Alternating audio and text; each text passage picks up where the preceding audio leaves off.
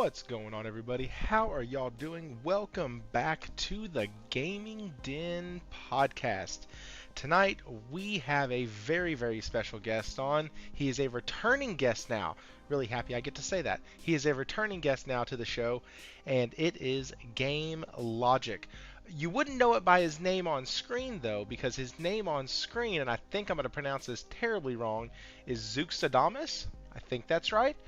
And so, we'll get in touch with him later, both his persona and himself, Logic, and we'll see what both of them think. Now, we have a lot of really good topics tonight.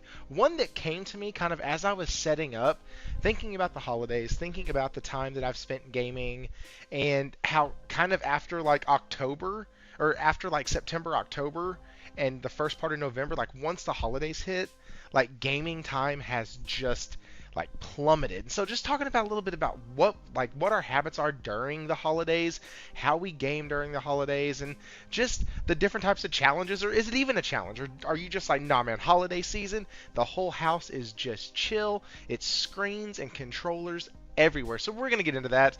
And then Expedition 33 broke another record. That's right, another one. It's becoming a meme at this point.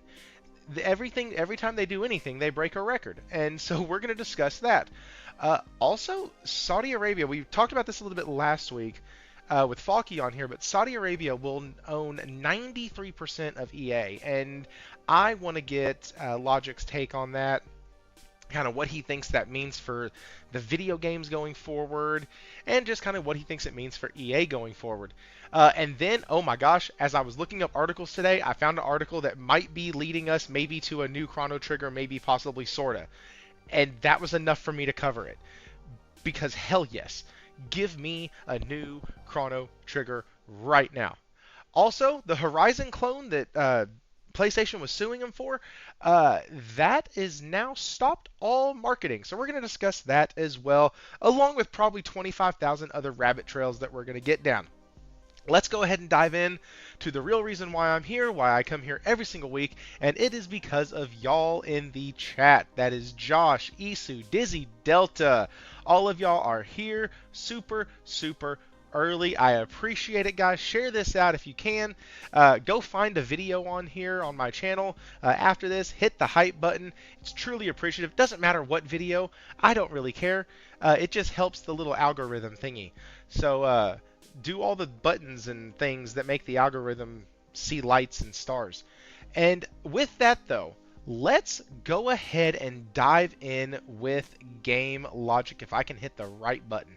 Hang on. This is my first time using a computer. Give me just a second.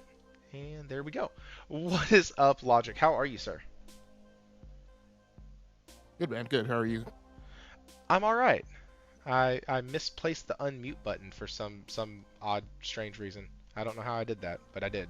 No worries at all. I've been having problems with my Mac Mini M4 over here, and I've been troubleshooting and working through it over several podcasts. Unfortunately, that means some of you guys wind up being guinea pigs, so I was unsure if my mixer had flipped out once again. I've been called way worse. I've been way worse, to be honest with you. I was a beta tester for PlayStation. No, I'm just kidding. I was not. I am now, though. Speaking of beta test, I did the beta test of God's Reapers and Death recently, and it was a beta test that I thoroughly regret. It was a demo, essentially, that I thoroughly regret. One demo I don't regret, though, is Cosmic Hero, or Cosmic Invasion. Cosmic Hero. That's a dude in our chat, guest of the channel, friend of the channel. But Cosmic Invasion is such a fun damn game. Have you played it yet? I have not. No, I'm not even sure what that title is. So it is a 16-bit style Marvel beat 'em up. I remember. Yeah, one of my co-hosts on the Enough to Keep Going podcast was giving me crap because I did not have it in the. Each week we run down the list of like upcoming games that are coming out this week since we go live on Sunday nights, and I did not have that in the list. And all three of us are big comic book nerds, but it was one that I just had not paid attention to. So this is this is a game that is kind of in the mold of the TMNT titles that have been coming out recently, correct? It's not. It's yes. But to say it's in the mold is a little bit of a disservice. It is that game with a Marvel skin. Like it. I don't have to question anything that I'm doing. I can just like you can turn it on and unplug, and the controls feel so familiar. It's you have to learn. It's more than just in the mold of it. Is let me. This may be insulting. I mean, so one huge thing that I was not a fan of was Age of Empires 2. There was it really should have been called a mod, but there was this Galactic Battlegrounds thing that turned Age of Empires 2 into like a Star Wars game. And I always really? call it it was an officially licensed like thing that was actually released by, I guess, Creative Assembly was doing Age of Empires at the time. And then published by Microsoft. But yeah, and I always refer to it as it's a palette swap, it's a skin swap. And I didn't like that particular game, which was a big problem for me and my RTS friends. But so is this essentially a palette swap? Yes, but in a way that I don't feel like bored or annoyed by it. Like it's I'm not palette swap as much as I would call it a direct sequel. Does that make sense? Like, it does a couple things different, but overall, it is a direct sequel to TMNT with just different characters. So, I don't want to go as blank and say a full palette swap. I might say God of War 2018 versus God of War Ragnarok. Like, very similar gameplay, a couple different weapons, a couple different moves. But overall, the DNA, 1000% is the TMNT game. So let me ask you, because we always have this when this type of thing happens with a game with a sequel or a spiritual successor, as we often call it. Gamers tend to fall in one of two crevices. Either it's more of the same, meaning that it's unimpressive, or it's more of last game X, and that's exactly what I wanted. So which of those two camps do you fall in for this one? Oh, I fall into the second one. I love the TMNT game. Shredder's Revenge was absolutely phenomenal. Like, give me all of those all day long, every day, and twice on Sunday. Like, I want them all. I love them. I love those side-scrolling beat-em-ups. I don't care if it's... Hell, every single side-scroller back in the day that I remember was a freaking palette swap. Like, that's all it was.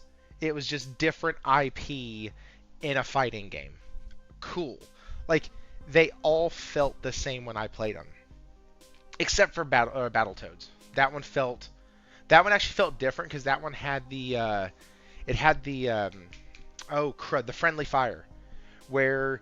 in Battletoads back in the day, you would fight the enemies, but if you could accidentally hit your buddy or your brother, as it was in my case, while y'all were playing. So no, give me every single one of these, and I'll absolutely love it. What was the other term? Asset flip. What's up, D487? Yeah. Yeah, I usually the communities I've been around we usually call them a palette swap or a skin swap, something like that.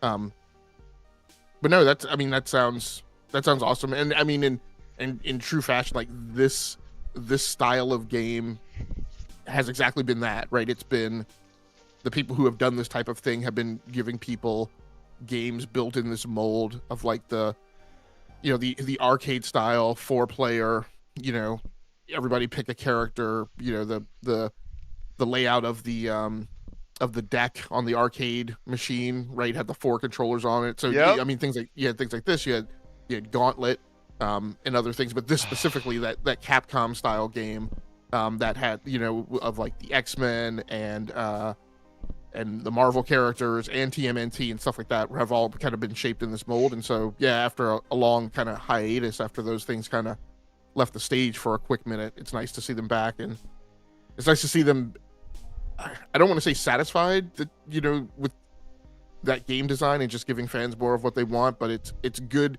whenever they decide to start experimenting with it, or if they're experimenting with it a little, it's good that they're not dorking with it, right, in a way that ruins that nostalgic experience for people. No, and one of the things I really do like about it and is that they've done a whole like brand new story with Annihilus, and it's like this whole new story that the guys at Tribute Games and .emu were able to write, of course with approval from Marvel and all that. But like that was one thing that I thought was really cool about both Shredder's Revenge and this title, is that they're not just remaking the past, they are giving it a brand new story as well to go with that. And so I really do love their work, and they are very, very consistent in what they do now. Like, they can tell me they're making another 16-bit game, and I'll pretty much be there. Excuse me. Well, that's good. I know that gives them a good warm and fuzzy that they've got return customers. Yeah, I'm sure they're listening to the show right now, going, "We're so happy Thrifty likes our stuff." So D487 says, "Were all those made by the same people? Simpsons, X-Men, TMNT, the arcade beat?" I don't think so. Because no, I think the TMNT ones are like a different group, but like those, and the only thing I can say about the Capcom thing is that obviously they own the IP-ish in whatever arrangement is that they've made with, Marvel, now Disney, right, has stuck or been renegotiated or whatever, and so they continue to be able to make. I don't think they've changed developer. I will look that up though. So funny enough, I think that D is talking about the older games, because The Simpsons and TMNT were both made by Konami. Those were the ones who no, hang on. Nope. Konami's earlier. Yes. Sorry. Had to keep reading because for some reason you said Capcom, and I started to think, like, was it Capcom that did that?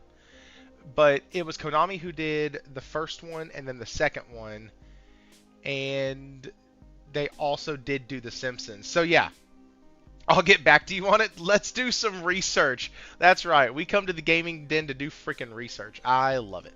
Okay. The other thing I've been playing and that I finally rolled credits on was Ruiner. Absolutely wonderful game. Wonderful game. It is a game. It is a gamer's game. Put it on, have a blast, see some outlandish crap, hear some outlandish story, and just realize you are there just for the gaming. It is such a good game. And this is the first game I've ever beaten on PC. So that was pretty cool. Have you ventured into Ruiner? No, I haven't. And just a quick feedback on a bit of that research. So you're right. The old style games from the 90s that were the 4-player Marvel side-scrolling arcade cabinet games were which I guess started with the X-Men. That was Konami, and then the newer one is done by a company called Tribute Games and yes. And .emu. Yes. Yep. And I should know the .emu game, but I'm drop syncing now on why I should know it. Because they've done a ton of stuff. I actually looked them up last week. When I was looking up, they did the Streets of Rage 4. They did Metal Slug Tactics. They did Windjammers 1 and 2. TMNT Shredder's Revenge, and that's just like the highlights. Like they've done quite a few things. They did Absalom recently. They did Ninja Gaiden Ragebound. So they've actually released quite a few things over the past few years. They've released quite a few things this year, actually. Holy cow. Okay. And Josh Ayers in the chat says that he thinks that they've also done Power Rangers, and so I was wrong. I got IP mixed up. It's not those 4-player side-scrolling beat 'em ups that had been brought back. It was the Capcom. It was a Marvel versus Capcom fighting games that have been, given a resurgence, and new versions have been made of those Yes. during this generation. So yeah. Gotcha. Yeah, Yeah, okay, cool. So we're gonna kill that rabbit. See, I told y'all, we're already starting. But I kind of did the backwards thing, and I've been talking about what I've been doing when gaming. What have you been gaming with over the past few weeks? So I have recently restarted campaigns in No Man's Sky, both on PC and on Nintendo Switch 2. So I've been playing mostly the Nintendo Switch 2 version this week. I have also recently been getting back into VR and possibly in preps for the Steam Frame coming out. And I've had it on my list for a very long time. It's a very long and sordid tale. I was huge into VR for a long time. I had like 3 different VR headsets. A buddy of mine he and I had been podcasting for probably going on 20 years at the point, and he wanted to start a VR podcast, so he and I did that for a while. And then I kind of fell out of love with VR. A little bit of that is because of my own personal peculiarities, but it's also because I don't think VR is as hot a ticket as people tried to assert that it was. And so all my VR kits went into the utility room here in my basement. A few months ago, I went and broke them out, and what was in my head was that I had sold all of them or gotten rid of all of them but one.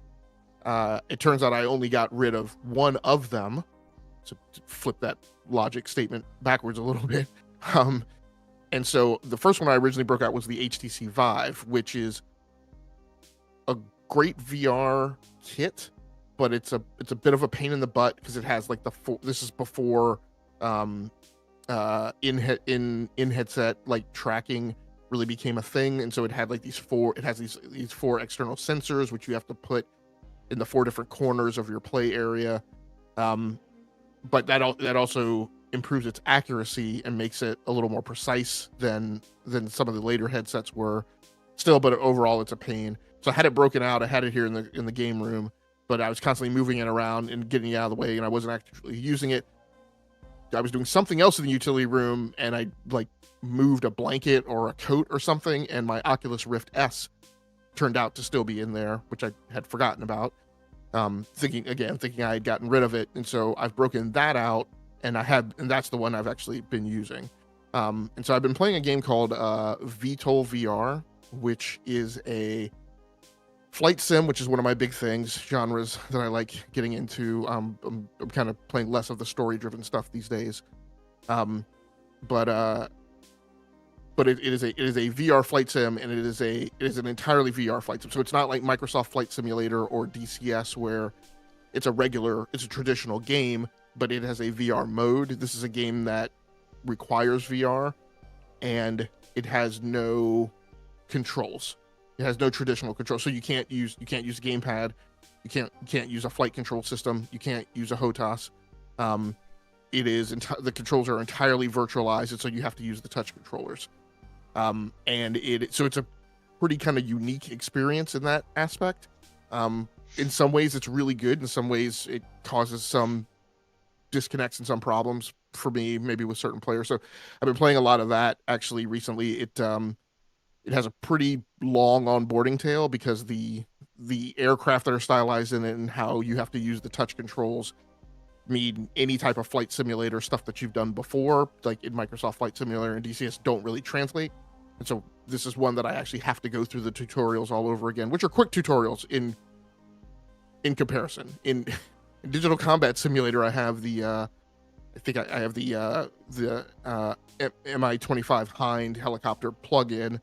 Plugin is a really undersung. It really doesn't sell like what the complexity of those plugins are for DCS. But anyway, like learning how to start the Mi-24 Hind helicopter is like an 87-step process. So these are much simpler, but still they're, because you're in a headset, it's not like you can look at a kneeboard, right, to go through the procedures. You actually have to have them memorized. So that's been pretty fun. I've gone through most of the training at this point, except for like one other module. I think I have to learn the air to ground weapon systems on the on the VTOL fighter aircraft. And so if you don't know what VTOL is, those are aircraft that can both take off in a conventional manner by taxiing down a runway and achieving flight speed and then pulling the nose up and the aircraft taking off.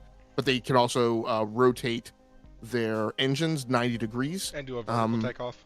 into a vertical takeoff. Yeah. Yep. So this one has a few different aircraft. It has one that is more of an attack aircraft, and that's the one that most of the training is in. And then they have a couple modules with the fighter aircraft. So I have one more module to do with the fighter aircraft. So it's one of my favorite VR games. Yeah, D just said it in chat. He said the Harrier. I was like, yeah, the Harrier. Yes. Yeah. Yep. So Yep. Let me shout out D real quick. D487 with the $20, man. Appreciate that. Thank you. That's the first time I've seen you give it. That's awesome, man. I appreciate that, dude. He said Jez gave you a shout out during his show previously. Ho ho ho. Thanks, man. Appreciate that. Yeah, man. Jez's show is freaking awesome. I was actually in the chat earlier because I was like, oh, he's going live, and it was nice. I laughed my butt off, and then I came here. So you're speaking a lot of what I want in VR. Like I've always said, my breaking point on getting a VR headset is going to be Ace Combat 8. Once that game comes out, has a VR mode, all of that, I will be a sucker for VR. I just want to pretend to be a freaking fighter pilot taking down the enemy in my F-14 Tomcat or my F-22 or my F-35 or my FA-18 Super Hornet. Like, let me just live out that childhood fantasy in a VR headset. And I believe Ace Combat 8 is the game to do it. So when you're talking about this, I've been over here Googling it while you were talking about it because I was like, oh, this sounds really good. This sounds fun. And so yeah, that's very interesting. It's really interesting because one of the games that I've been playing recently, as I've started to kind of transition out of the story-driven stuff and more into like stuff that's in my wheelhouse. Ace Combat 7 has been one of the games that I've been playing. Now that does have VR support, but I haven't been playing it in VR. I don't know if the PlayStation version supports it. I don't know if the Steam version does. Yeah, it's Ace Combat 7's VR. I never did because it was only with the VR PSVR. There's the regular. Right. And I didn't want to. Yeah, it's not compatible with the VR2 from what I've understood, unless they've changed that. And so I don't have a VR1, and I don't really want to buy a VR1 when VR2 is already out. And so that's kind of my hang up there. But that game is it's about the only game that's really going to get me to do it because I've been with that franchise for so long. Like, I've been with them since Ace Combat 3. And, like, I've been with them through the Balkan Wars. Oh, my gosh. Love that series. And it stems from the fact that my favorite movie growing up, and probably still to this day, is Top Gun. Like, absolute, hands down. Yes, it's a crappy movie. It's a romantic whatever. But, like, dadgummit. Shooting people out of the air in an F-14, pretending to give somebody the bird, keeping up foreign communication, like, hilarious. Love it. And so that game is what's going to get me in. But like I said, you mentioned in this one, is VTOL like a fighter pilot style game? Like, can you do Jag? Absolutely. Oh no, you said better than any episode of Jag. In this game, did you see, like, is there, like, combat? Are you able to do dogfights? Yeah, absolutely. So when you talk about flight simulators, I mean, in my mind, I kind of break them down into two different camps, right? So you have your civilian, I would call them kind of flight training simulator. So you have like Microsoft Flight Simulator, X12, X11, X12, some other games that are kind of in that ilk. And then you have combat flight simulators, right? So your DCS, your digital combat simulator, like you mentioned, Ace Combat, and I mean, they run the spectrum too between like hardcore sim versus kind of sim light, right? So Ace Combat, Project Wingman, those kind of things are kind of sim lights. versus like a full-blown Microsoft Flight Simulator or DCS. But yes, so this is a combat flight simulator. It is actually multidisciplinary. So there's air to ground and air to air combat in it. You will have aircraft that are sometimes capable of both, like the AV. I think it's called the AV-24 or AV-42, which, as far as I can tell, is actually like a made-up aircraft. I don't think it's like I'm sure it's similar to some real-world military aircraft, but similar in some ways to the Osprey. But I don't think it's actually a real aircraft. And I don't think any of the aircraft in there are actually are real. They're like very close and similar to things. In some cases, they like model a regular aircraft that is actually not a VTOL aircraft. So, but it's well enough. But yes, it is combat oriented. All of the training that I've been done have been getting into the tactile VTOL aircraft that and learning to fire rockets on tanks, learning to fire guns, using your fire and forget air to ground missiles, your laser guided missiles for ground targets. And then the training mission that I just completed was learning how to engage air-to-air targets with your medium-range air-to-air missile. So yeah, it is entirely a combat flight sim. That's fantastic. Okay, so that gives me one other potential game that I would like to play in VR. just one. So yeah. Now, I can't remember. Do you play it on PC at all? Well, like I said in the intro, I just beat Ruiner on PC, and that's my first time beating a game. I have not gamed on PC until outside of like 1998, 1999. No, until this year. And the only things that I've played, I have a pre-built PC. It's just a pre-built, quote-unquote, gaming PC from Best Buy. I got it about a year and a half ago. And about the only things I've played on it are like the Arkham series, or I have Final Fantasy 13 Lightning Returns. I have Cosmic Hero Invasion, Diablo 1, Ruiners on here. I got BioShock Collection on here. So a lot of older titles that I have on here that I found on a Steam Super Sale or on GOG. Okay. So if you love Ace Combat, the other game I will hip you to is a game on PC. As far as I know, it's available out of Steam. I don't know if it's available out of any other digital storefronts. Called Project Wingman. And literally that game is Ace Combat AF, right? Like it is, like just like you were talking about the TMT game was like a spiritual successor, right, to the side scrolling. It is. I didn't know. I've had that game for a while, but I didn't know until I played. I'm like, dude, this is Ace Combat down to like the cheesy, campy like mission briefings and cutscenes where you're listening to the cutscenes and you're like, that didn't make any sense. That's some Japanese to American translation right there. That I thought that was a VR title. Is it not? Does it have a regular mode?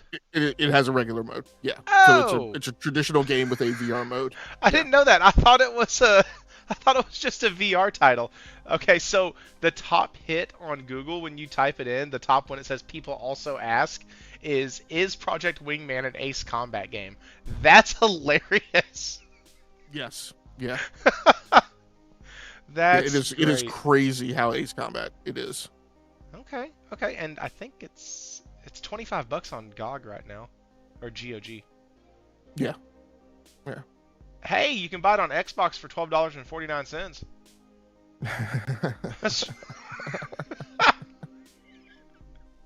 Yeah, it is. It's hella fun. Well, in some of its, I mean, down to the, how in Ace Combat, I don't know about you, but like one of my pet peeves with Ace Combat is kind of like the mission that goes on forever. It's like, great Scott, this mission already took 15 or 20 minutes, and now you're giving me like a new objective, or and like now I have to go back the way I came. Yeah, right, yeah, just crazy. Yeah, crazy. Yeah. No, yeah. that's, I mean, it has stuff like that in it. I'll never forget. I was doing one of the missions, and I think it was Ace Combat 6. It's where you fly into, you have to fly into each one of the tunnels to basically take out this space laser. And you have to fly into the tunnels, and you got to fly out of them. Well, as I'm flying into the tunnels, everything just like became so like focused. Anyways, that game was so freaking good. And like I said, it's about the only thing that's going to get me put into putting a VR headset on. I am so nervous when I put one on that I'm going to start like just vomiting everywhere. Like I don't know why, but I feel like as soon as I put them on my head, I'm just going to instantly get sick.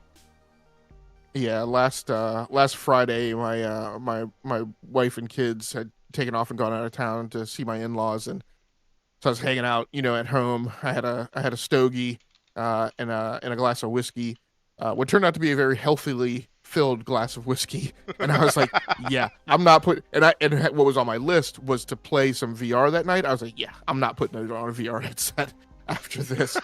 But I dropped the link. You don't have to bring it up if you don't want to, but I dropped a link to some Project Wingman gameplay on my YouTube channel in this crazy mission. But I'll just describe it to kind of go back to what you were mentioning, like one of your pet peeves. In this crazy mission, you have to take out these shielded, like they're inside like a concrete like structure in a canyon where literally the floor is lava. And so what you have to do is, in this tight space of a canyon, you have to kind of circle around the rim of the canyon, drop into low altitude, drop to minimum speed, pull the air brakes and flaps, right? And then because where you have to hit this thing, this concrete bunker that it's inside, it's a tunnel, and it's a tunnel at like ground level. So you're 100 feet off the deck. You have to line this thing up, have a head-on shot to it, and fire a missile down this tunnel to take these things out. I was so aggravated because nothing in the mission like really explained that to you, that's what you're gonna have to do. So I probably spent an hour like trying to drop bombs on these things and try and thinking that, okay, well, I guess the bomb will slip through like this little window or whatever that's in there. And then finally I realized what you had to. I was so mad. Yeah, it But can yeah, be that's very frustrating. There's a mission in 7. It's the sandstorm mission. I hate that damn mission. I hate it with a freaking passion because you have to go into a ravine, and as you're in the ravine, you have to stay low enough to where the radar doesn't hit you, but you're also in a freaking sandstorm, so you can't see anything either. So you can't see, you can't go too high, and you have to blow up these tanks while you're at it. Then when you get out of the little ravine, then it just becomes okay, go find the tanks and blow them up. Well, the sandstorm is still bad. It's still terrible. You still can't see anything. Also, because it's a sandstorm, high winds and everything, and it moves you back and forth. And so you're fighting on your sticks, trying to get like the plane to actually do what you need it to in time. And I fail that mission constantly. Constantly. It's one of those ones that like once you get done with one hard area, you're like, okay, finished. Shit. No, I didn't. Crap. Like you're just stuck there and you're like, okay, well, if I don't beat this now, I got to start it all over. Man, it's and yeah, go ahead. and that's the I know you, I'm sure you want to move on. If you want to, like, if you try maybe going to like about 7 minutes into that video, I think you'll start seeing kind of some of the area that I was talking about. But yeah, and in classic fashion, this game has the same nit that Ace Combat has, which it has no like mission checkpoints. So just like you said, right? You complete half of the mission, you accomplish, like in this canyon where you have to go in and low level line up this missile shot. There's 3 of these things to take out. Well, if you destroy the first 2 of them and then you get shot down, you do all that over again. And then after you take those things out, then that's also when they hit you with the, oh, there's, a combat wing of like mercenary aircraft coming in. And so like there's a whole second half to the mission after you complete that. So yeah, it's crazy. And in classic fashion, the way I got through this was I took out the third one on like a wing and a prayer. And then that air squadron comes in, and then I'm on like fumes and 10% health, and you just play it and win and win it out on luck. Yep, So, there you but are. it's a super fun game though. Yeah, it looks really good. I can't do cockpit view. Is this you in VR? So this is not me in VR. I do not know. I think my shtick in this is it does have a third person view. Um, No, I that's tell you fine. what's great. You're just the first person I know that plays these in cockpit view. Oh yeah. And I don't feel like you have to.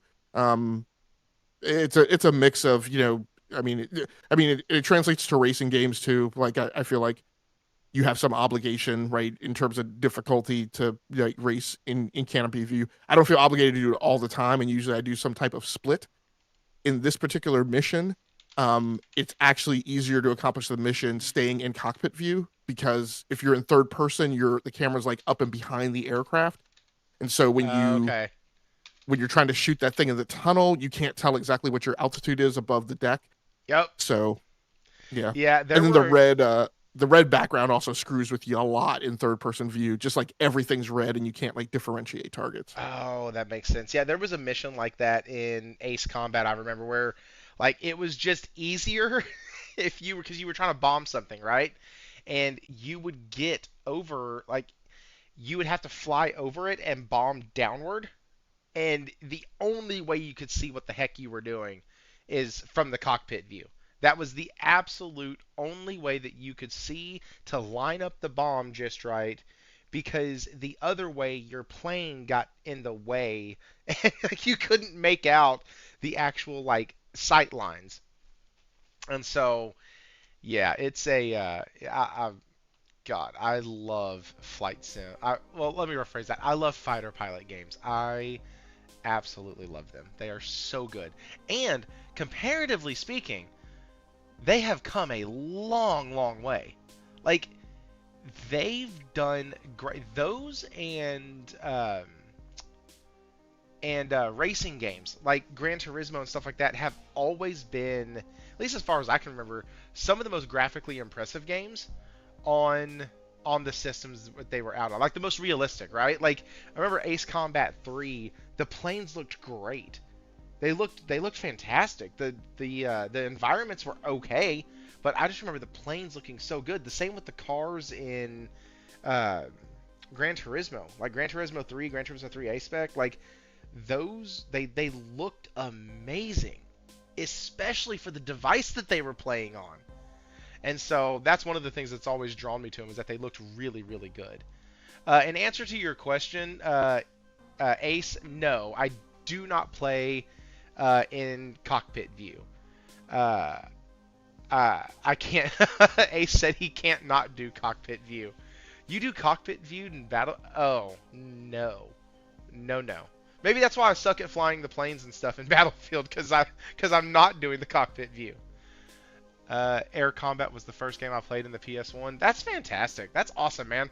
I'm That's why I love gaming, man. I love that like all these games interconnect. Like what the heck did we even start? We started this talking about Cosmic Invasion and Ruiner and VR and then got here. Like that's pretty cool. That's why I love gaming because everything connects. It's almost like Spotify. Like it's really weird that when you listen to Linkin Park, one of the people that it recommends to you is Eminem. Like it's weird because you wouldn't suspect alternative rock and Eminem to quite be on the same like playlist. But sure enough, there's enough people out there who make that a true statement. And so like just the interconnectedness of these mediums and of the ways that we enjoy games and the way they like one game leads to this that leads to this. Like I was Josh had me playing Doki Doki Literature Club. Before that, Morgan had me on Coffee Talk 2 and Coffee Talk. But even before that, I already had interest in like visual novels from games like Heavy Rain. Was an awesome, awesome game. There was another one now that I'm blanking on, but it came out around the same time. as Heavy Rain, and I can't think of it, but it was another one where you controlled it by just using the joysticks and a lot of QTEs and choice and decisions and stuff like that. But everything connects into another thing. I'm sure that's because of Linkin Park's popularity. Play. No, it wasn't Beyond Two Souls. It was Heavy Rain. It wasn't Detroit Is Become it Human. okay? Dang it, I can't think of it. But there was another visual novel around that time, and I cannot remember what it was. No, Beyond Two Souls and Detroit Become Human were pretty like well after. Um, oh shoot, this is gonna bug the crap out of me.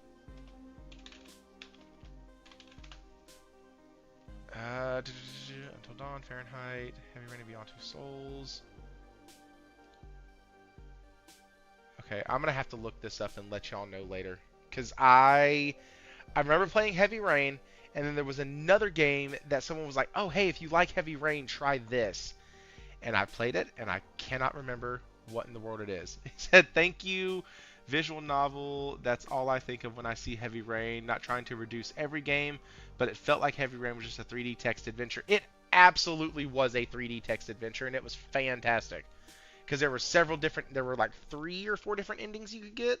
It was awesome. Okay, so let's go. Watch how is going to show. What? Raichi, I'm gonna need English next time, my brother. You said watch OW is going to show us eroji stuff? Huh. I don't know.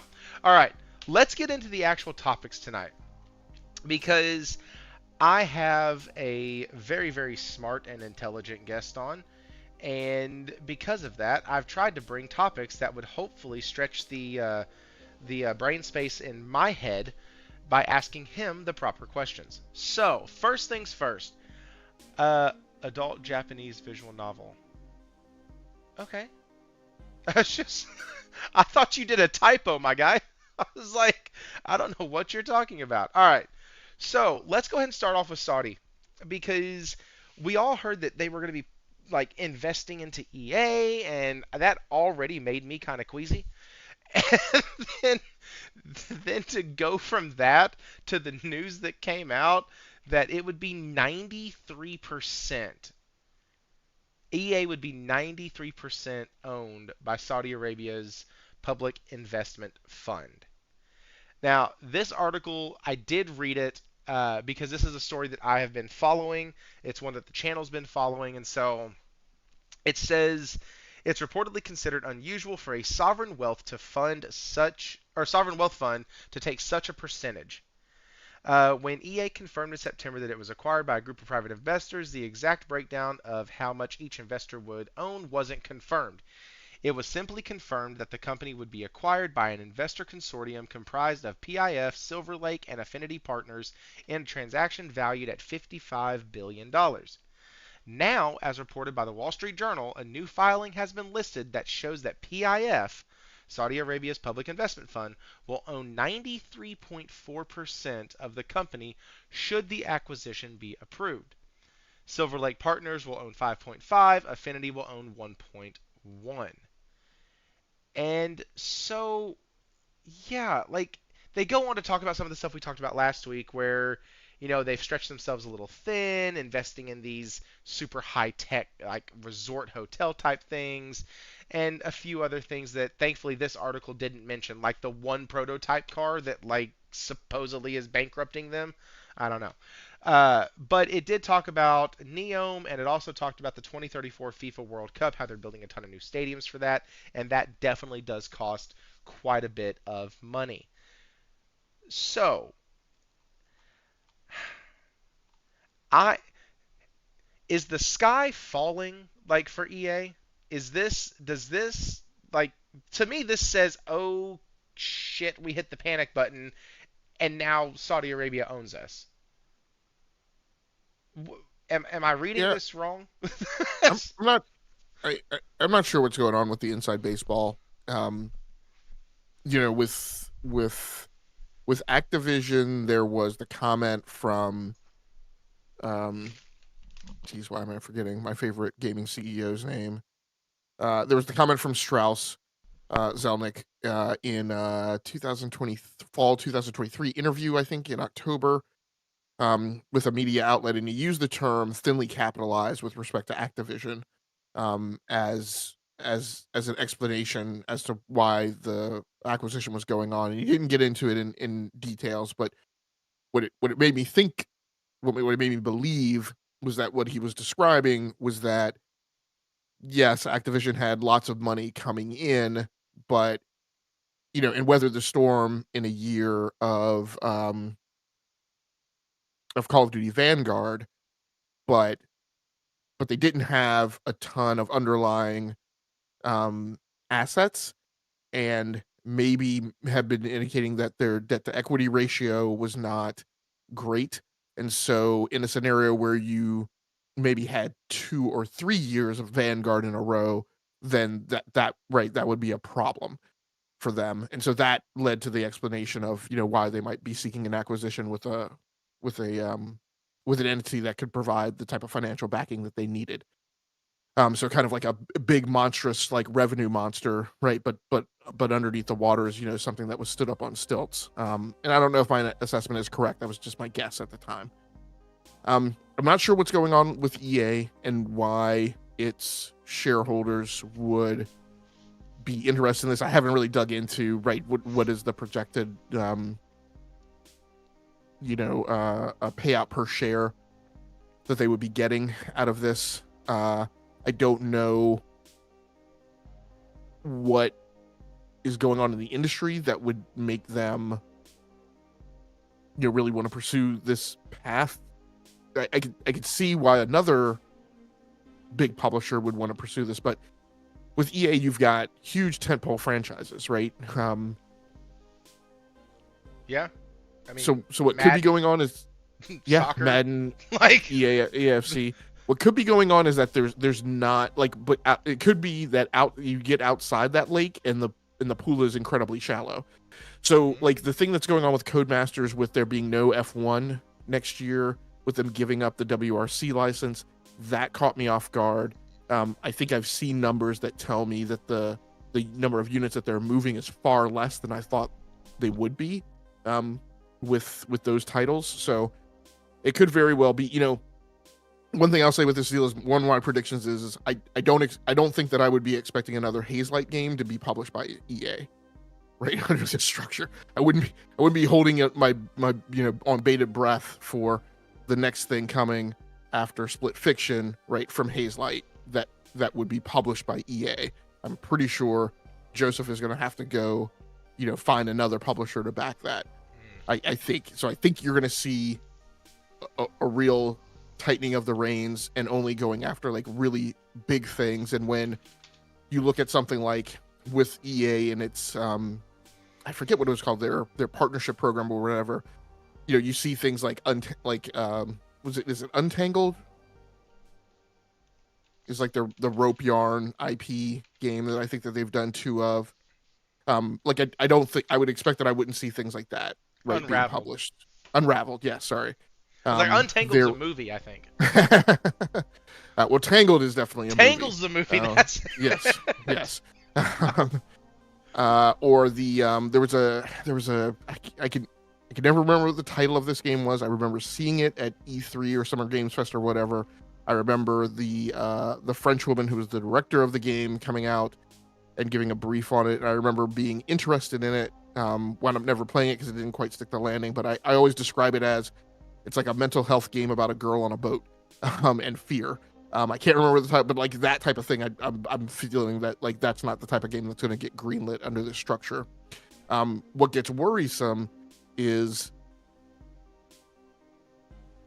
does the belt get tightened further than that in terms of making big plays? And I'm not talking about tightening of the belt in terms of like shaving fringe, shaving overhead, right? Cost cutting, getting down to the least expensive kind of corporate services pool that you can get down to from a funding perspective, in order to reduce the amount of overhead that gets applied on top of, the capital funding that goes to fund games.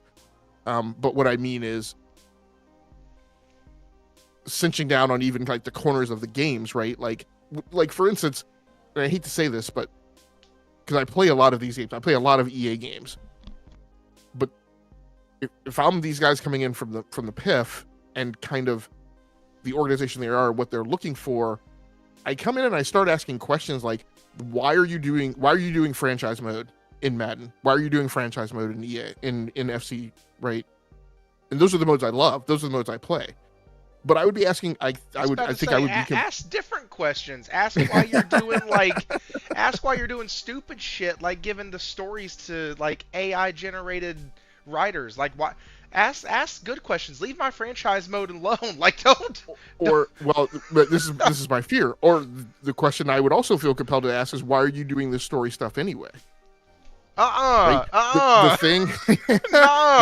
This is well, you asked what my concerns were, right? But this the things I'm concerned about are, you could arguably go to EAFC, you can arguably go to Madden, you can arguably go to F1, because F1 does story stuff too, and it's been doing it for 8 years now. I think since F1 2017. Like for those games, not so much F1 because it doesn't have Ultimate Team, but for Madden and FC, you clearly ask. We make the money on the Ultimate Team stuff. Like why are you doing this? And oh, by the way, like what is this business of where? Like I appreciate the altruism and maybe you guys feeling like you're not pushing Ultimate Team in front of everybody's face, but this is about money. I want you to start pushing Ultimate Team in front of everybody's face, right? So like those are the things. Those are the like if you ask what are my concerns about this and where do I worry that it might go, there's the potential, right, for it to head in those directions. Maybe a good thing, I feel like, because of Saudi's closeness to FIFA, that maybe that discussion is going to be rejoined and they're going to try and work something out to get the FIFA license back, maybe. And then you can, determine if that's a good thing or not. I know Hero Down Under is a big EA football club fan and an actual real life soccer fan. So I don't know how he might feel about that, but those might be some things that could go on. Yeah, it's I'm not going to add anything to that, but I will definitely riff off of that a bit, because what you mentioned seems like doom and gloom. That that seems like this to me. I still buy the games usually on a deep sale, but I still buy them for the roster update, for the franchise mode. So the back of my quarterback jersey or running back jersey says Thrifty on the back. Like, I love that about those games, because it's that level of immersion, right? Even in franchise mode, when you used to be able to do, which I think they finally brought it back, and they fool around with it, but like the changing the stadium, changing the colors, changing the name, moving it out of the city, upgrading your current stadium, taking a team like the Browns and actually doing something with them. Like all of that stuff, making all your draft decisions, doing all your scouting reports, it turns it into so much more than just play football game. It turns it into like this whole resource management system. And I absolutely love those modes and could care less about the Ultimate Team. But the fact is, the Ultimate Team is the most played mode on Madden because people love it. Now, one of the things that they could do, and this is not trying to give them any ideas, and I don't even know if they do this because I haven't played the most recent Madden. And I didn't play the one from last year either. I played college football last year. But one of the things they could do is go back to a system they used to have where you would earn points in-game. Like in just your regular season mode and your other seasons mode, whatever. You would earn points to buy packs, and then you could collect your characters that way. They used to have little, like a binder almost, that you could collect cards, and they'd give your people buffs, and they'd give the other team a debuff or whatever. And that was really fun. And now they could use that as a way to kind of entice people to at least start opening some packs and stuff. If they want, I am involved in a TCG, I can tell them how to get folks hooked on that stuff. Like, it's pretty simple. You just let them open a few packs. Like, that's it. It's not that hard. Now it's my turn to say I don't like your suggestions and I don't want to hear about it.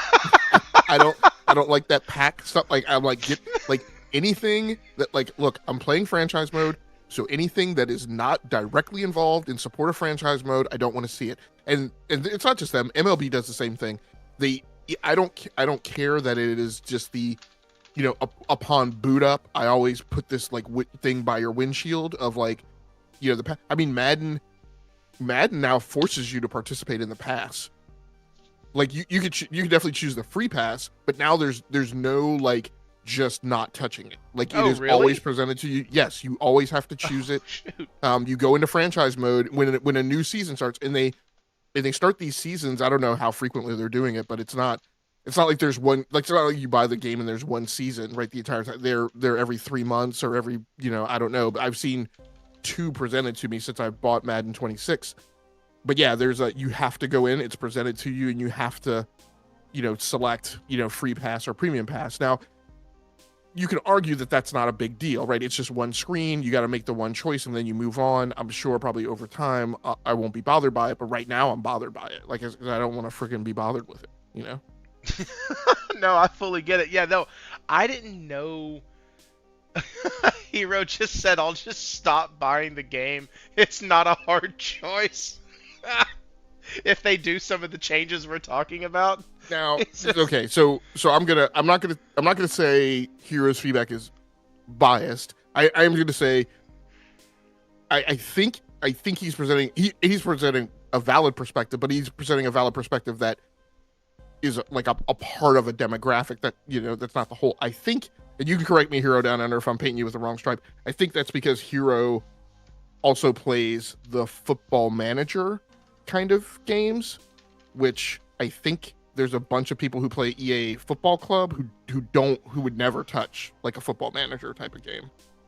I could be wrong, yeah. but I think Hero mentions that because he has an outlet, whereas I don't know that every EA FC person will, because I don't know, is Pez still being made and is it still a thing? I want to say that the last thing that I saw of a Pez game was not good. What the heck is Pez? I forget what the acronym stands for. Something soccer. Pez video It's game. it's like the Temu soccer game. Oh! Okay, yeah, I think Pro Evolution Soccer. Yeah, doesn't Konami do that? The heck? Yeah. Yes, it is. Yeah, It's they do. Konami. Yeah. Yeah. Yep. I haven't pulled up and I couldn't see the developer name, but yeah. Whoa. Yeah, I could be wrong. I've always felt it like it was the knockoff soccer game. Yeah. That's probably an unfair, but that's what it is in my head. I mean, that's fine. I always felt like all of the like coaching simulators and stuff like that were always kind of the knockoff football game because they were always half price of what the actual football game was, and they were always, and I mean always, in the bargain bin at GameStop for $3 to $10. You could get a football manager, a baseball manager. You get them all. You'd walk out all 4 games for $7. And I grabbed one time, came home, I was the coach. I lasted about 45 minutes in the game after the tutorial, and I was done. I took it back, got rid of it, and said, "Yeah, I'm out." But So, I so can't football do those. man. So Pez is actually like the on the pitch, like you're playing the game, like alternative to EA, or at least it used to okay. be. It has now been it has now become eFootball and is a live service game that's actually free to play, and is not held in particularly high regard. Football Manager is the one where I've never played Football Manager, so this is just my attempt at what I feel like the game is, as somebody who has an impression of the game, and that impression of the game causes me to not buy it. Football Manager is a game that is primarily oriented around all of the off-field stuff. And if that's not the case, then I put the blame on them for their marketing for titling the game Football Manager. This was the game that I was just talking about. It was called NFL Head Coach. And they did a few of these things. And it literally, you didn't get to play the game. You would like you could call the plays, but that was about it. You couldn't actually do them.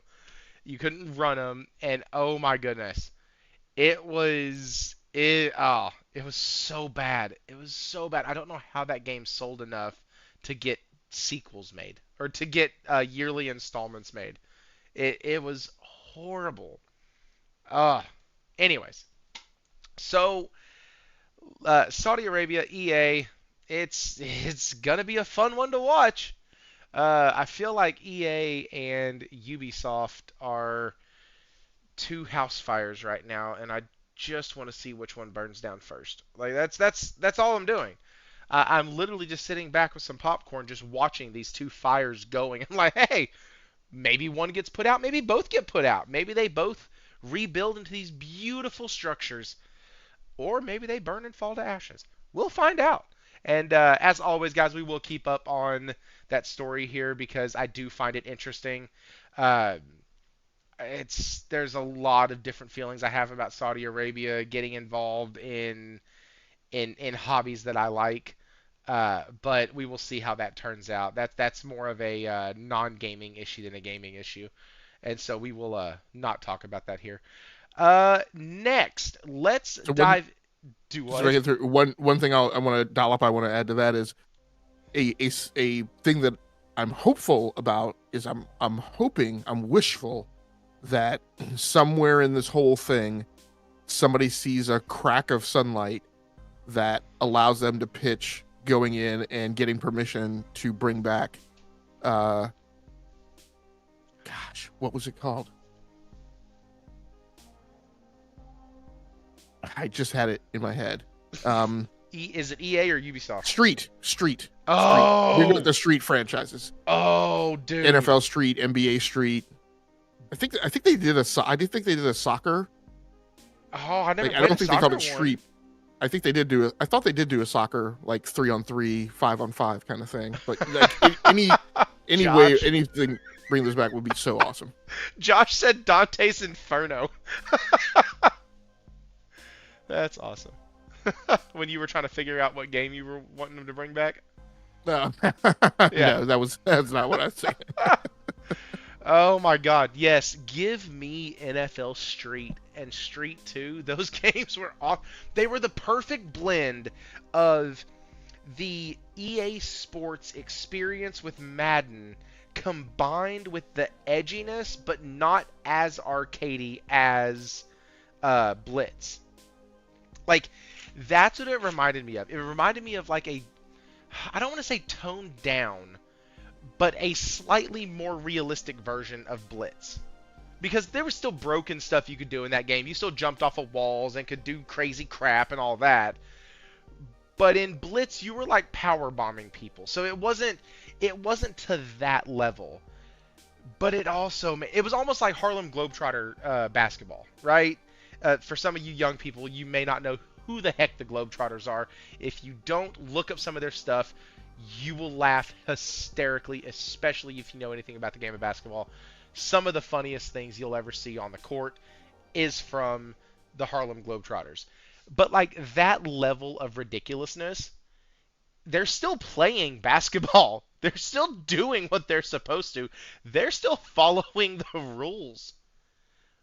But it's a little bit flashy. It's flair, it's gimmicks, it's tricks. So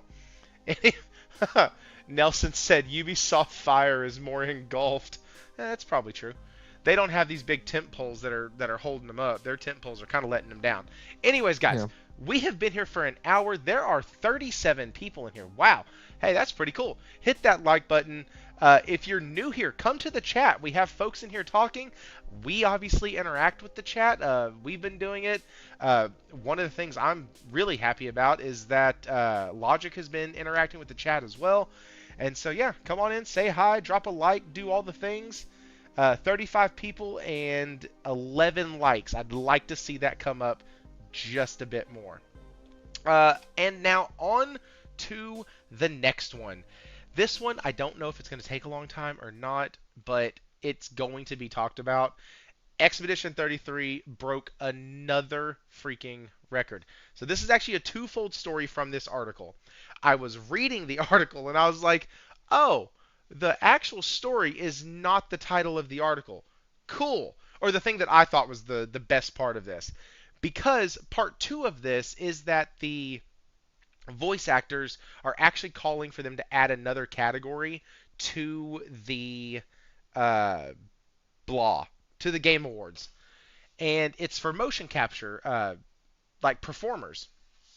I think that's interesting. I may want to tease that out a little bit, but within the first little bit on here, it says it was announced last week that Clair Obscur Expedition 33 has become the most nominated game in the history of the Game Awards. The game's primary cast, including Ben Starr, Charlie Cox, and Jennifer English, have all been nominated in the show's performance categories. So that right there, I was like, oh, to me, that's bigger news. That's bigger. That's a bigger story than, we want another category added. Which I don't mean to like downplay the mocap people. They do great work. They did great work on this. Uh, but it's like, to me, one story outweighs the other. So I am impressed that this game just keeps hitting milestone after milestone after milestone. It's a wild ride of a game. Logic, I had you on for the spoiler cast, and we talked for that spoiler cast. It still pops up sometimes, and 4 hours is what we talked about this game. 4 freaking hours. And if I'm not mistaken, there were four of us there. Maybe there were five. I know it was And you, Morgan, myself, Nate, and if there was a fifth, I'm so sorry. Hero was there. Hero's there. That's right. Yeah. Yeah, we And all sat there. Go ahead. we walked away from that and said we could have gone another 4 hours. We could have Right. gone There another. were other like rivulets that we could have gone down, right? That we just had to like lift off of and move on to other things. But like, yeah. Yeah. Yeah, it was. And so to see this, and I know the pushback on this from the very, very jaded gaming community is that game award shows don't matter. I agree. This one in particular. It's all a popularity contest and all the blah, blah, blah. It's all market. Sure, why not? Don't care. Still really fun. I still enjoy engaging with the talks and the discussions around the game awards and these award shows and stuff like that. Do I like cry and whine if my game doesn't win or if it does win, or am I pulling Phil Spencer? Phil Spencer? No, I don't care that much, but it's fun. And this to me is really really cool. So shout out to the folks over at Sandfall Interactive with Expedition 33 continuing to just astound and amaze. And I don't know. Hey, D with another $10. Jez is like Jay Leno and Thrifty is like Conan. So, funny enough, my intro to the show is actually modeled after Conan O'Brien. He would always get on his show, talk a little bit, and then always before he led into the guests, he'd always be like, "Okay, guys, I suck at this. Let me get the people on here who you actually can't." Like he would always talk about how bad he was at doing a show and how it was always his guest, and I always loved that about his show because he always came off as a guy who was just grateful to have the people on. And that's how I feel when guests come on, when people take time out of their week. Nobody gets paid to come on here. So when folks like Logic, who are on other podcasts, take time to come over here, when people like a Nate or Jez or anybody, Cosmic, when he comes on, heck, all of these folks have lives, and all of these folks do not get paid to come on. So it's really funny that you mentioned that. Yeah, that's really, really funny. I do that all the time. Gaming's Conan. Yeah, that's it. Yeah. that's, that's really interesting. So, back to Expedition 33. Shoot, Logic. I blanked on what I was even doing. Expedition 33, they've got all these awards. They got all these nominations for the awards. They've broken another record. Man, do you think that we're gonna like? Uh, are they gonna be able to release another game, or is it just destined to let us all like hold it and go, "Aw"? Because like at this point there's almost this like ethos around them, or this mythos around them right now, that's like just keeps getting bigger and bigger and bigger and bigger. And so like what do you think, man? Do you think that like this studio is getting, I don't know, do you think the hype around this game and the studio is not too much hype? That's the wrong word. And maybe you can help me since the word's escaping me, but too much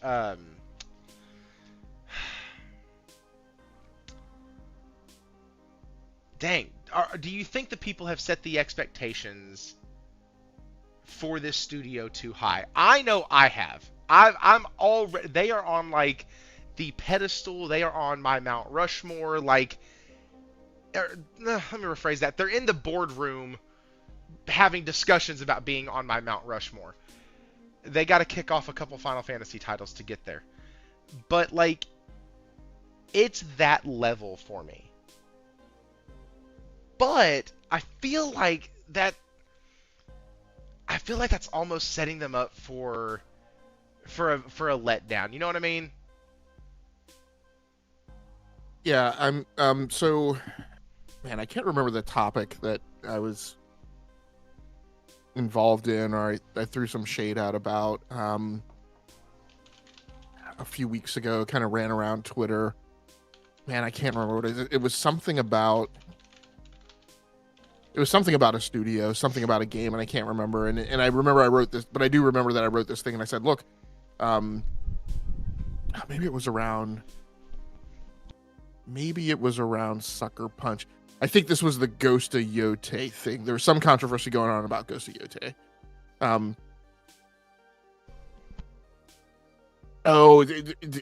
Somebody, it's ridiculous. Somebody tried to make a comment that like they couldn't understand why people were happy. Oh, they couldn't understand why people were happy about Ghost of Yote getting or having good sales numbers. And we get that frequently. We get that frequently about with, those of us who are engaged in discussing the gaming industry from the business perspective. And it's a lot of console warrior nonsense, and it's people who are making an effort to, denigrate or marginalize or be dismissive of the good news associated with some people in the business who are doing well, because they're salty about maybe being a fan of something that's not doing well. And I don't know how other people are, but for entertainment things that are of huge interest to me and that I love, I have always loved like coming to understand how the sausage is made, right? How the boat gets put together. Oh, sure. Yeah. As a big movie fan, I dove deep and I like spent a lot of time trying to understand like the movie industry and understanding its history. I was talking to Brap earlier today, and I talked about like this time period of when, Hollywood stars were actually employees of the studios, because of course we were talking about exclusivity, which again, we have a problem with a certain group of revolutionaries and the way they feel, but we won't get into that tonight. But anyway, but I talked about, that time period where like stars were exclusive to studios, right? And that was a business model. Now it changed, but it changed not because of fans, but because of the bargaining power that the stars eventually gained. But at any rate, my point was on the controversy with the comment that you just made was like, look, people become like, studios make games that people love. People fall in love with those games. When a studio then strings that together and makes sequels and franchises and characters, you then develop a love for those characters, for those franchises, for that world. When a studio like Sucker Punch has done that for 20 plus years, you become a fan of the studio. And so when you see a studio make a game that is of the ilk of the games that you love, and it gets good sales numbers, it is natural for you to be happy about that, because your hope is that studio continues to be a going concern. And we all know that when you live in the PlayStation camp, it's unquestionable that if you deliver a game that doesn't perform well commercially, you are subject to be closed. There's no, when PlayStation closes a studio, there's not a lot of questions often about why. Right? Like we don't scratch our heads. Like You know, nobody's wondering and doing backflips and contorting and pretzeling themselves to explain why Media Molecule got pulled off of Knights. We know the PlayStation playbook. We know how they operate. We know their objectivity. That's not really a question. So that's why people are happy, right? That Guillotine did well. So my point of that is when you go back to like, where does Sandfall Interactive sit with you? Yeah, they've, the path of where people are and where I think you're going to see reactions based on whatever Sandfall does next. First of all, I was personally hugely surprised that they said, "Oh yeah, our plan is we're going to continue doing games in this world." I'm like, really? That's super risky, right? Because I was you are surprised likely, about that too. yeah, you're likely to be putting yourself square in the headlights of pissing a bunch of people off who are going to compare it to Expedition 33 and say that it doesn't compare, or like we said earlier in the show, says, "Oh, it's more of the same." So I think where the fan base is now is I think you have a fan base in a few different buckets. I think you and I and Innate and Hero and Morgan, like we're in this bucket of people who are obviously fans of the game, but have also become pretty instantaneously fans of the studio. So kind of breaking my whole paradigm of like when somebody delivers something for 20 plus years, like, so there are exceptions to that rule, clearly. Like, we've immediately fallen in love with the studio and like their moxie and how they put this together and blah, blah, blah, blah, blah, right? I think there are a ton of people. I'm going to mention, like, I'm not going to call them fake fans, but I mention that only to indicate that I'm thinking it, but I'm not going to call them that. We have a lot of people who came to Expedition 33 in the, what I call the secondary and tertiary waves. And so we have a lot of people who sat outside the ballpark, watched us all become fans of the game. In some cases, didn't even realize that this was all going on over in a corner of like the gaming industry, because a lot of these people are live streamers.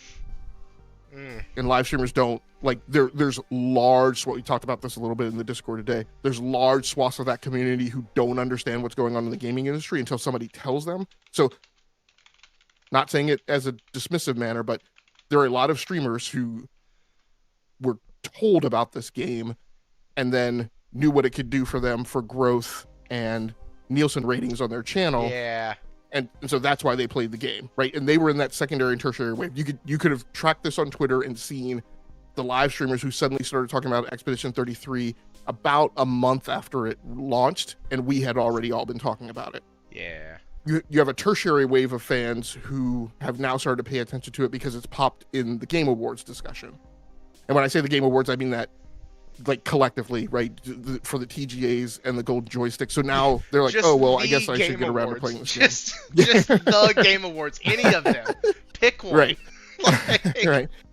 So you have a lot of these guys who now are paying attention to this and saying, oh, I guess I should go about playing this since it's like being nominated for all these awards. Those are people who are, I would describe as, they are fans of the game. I don't think that they've instantaneously become fans of the studio, and they're the ones who are going to react a certain kind of way if like the next thing that's in the Expedition 33 world for them is either more of the same or somehow breaks bread with the thing that was given before and isn't the game that they fell in love with, right? So that's the risk, I think, of them going after, staying with this IP. Thankfully, a few of the things that they have said in interviews does excite me. However you say that, a few of the things that they've said in interviews where they talk about keeping their studio small, making it to where they're still very agile, very small, able to get things done and approved quickly, efficiently, and just boom, boom, boom. Great. They want to keep working. They did talk about working in this world, in the Clair Obscur world, but not necessarily within the Expedition framework. So, like, it'll be a different Clair Obscur something. And so... I think it will be Clair Obscur. It's going to be interesting to see how they brand it. The reason I say, I think they said this, I'm not entirely certain. Maybe it's my own personal wishes. I believe what they're doing next is they are doing the writers. Ooh.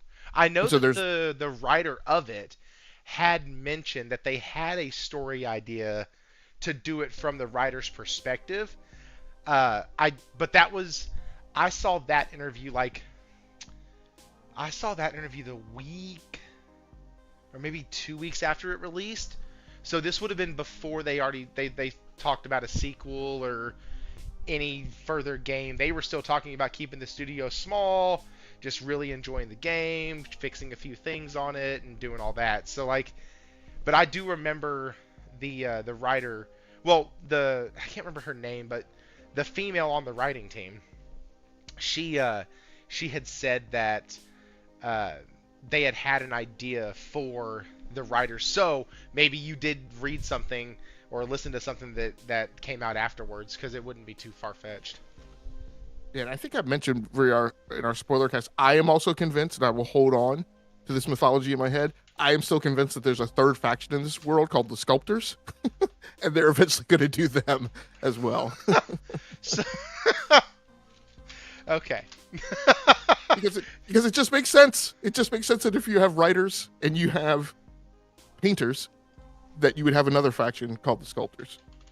But well, there were sculptors in the game, right? Or, hang on. There were pieces of, yeah, there were definitely, I mean, there were statues, right, littered all over the world. So yeah, but I don't know if that was like a reference or a lean in that direction. The reason I say, I can't remember who it is. Oh, EC226 is, I think Clair Obscur is the world, and Expedition 33 is the game. You're probably not wrong. The reason I'm saying it may not be called Clair Obscur is because Clair Obscur is specifically a French term that refers to painting, to the art of painting. And that's why I wonder if it'll be something different.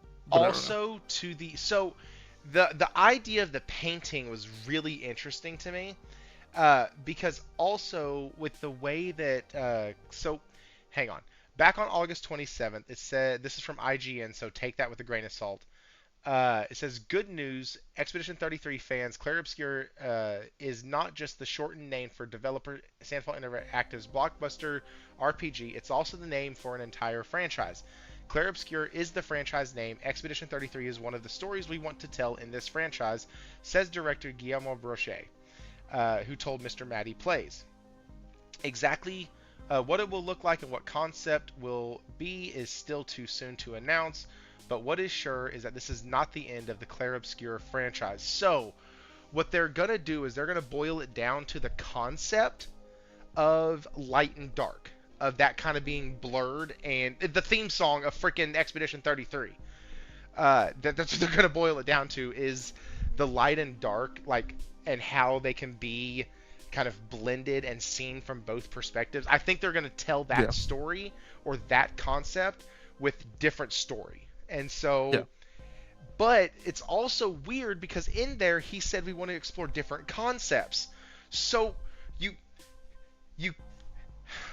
it's hard to explore a different concept when the title of your like universe is an entire concept in and of itself. You know what I mean? Like, I guess you can explore different facets. Sorry, go ahead. Right, and that's what I think. I think, and I mean, again, I may be marginalizing it. I think what he's saying is, it's different factions. It's going to be different stories. It's going to be different. I think a generally running theme is that it's all going to be family based. That each time you go to a different faction, you're going to go like to a family. So this is, to me, in my mind, this is very much kind of the what's the Romeo and Juliet, the Capulets and the Montagues. Yes. Even though they're not love stories, but I feel like it's still like these. We've got a lot of these in recent kind of pop, Sopranos. It's still going to be something that's family based, but the conflicts will be different. The tragedies will be different. The particular, problem that has to be pulled apart, will be different. I also want to give EC226 credit. I'm actually wrong. I said that I thought Clair Obscur, when translated to English, was a specific reference to painting. It's actually not. It in certain translations it may not be tightly coupled to painting, but just a term of the use of contrasting light and dark for art, not necessarily painting. So I think I threw that into my head. So I could actually see where they stick with Clair Obscur and do different light dark stories for the writers and the sculptors. Yep. Oh, that'd be so good. Oh, I'd be so there. Yeah. Oh my gosh. Okay. Anyways, enough glazing of Expedition 33. I will be able to glaze more when they take home awards over the next few weeks. That's guys, listen, y'all just need to come in, and if I'm talking about Expedition 33, if you're tired of hearing about it, don't leave. Just hit mute and then like let it play and then check back every few minutes. That's all I can say because I'm not going to shut up about this game. I'm just not.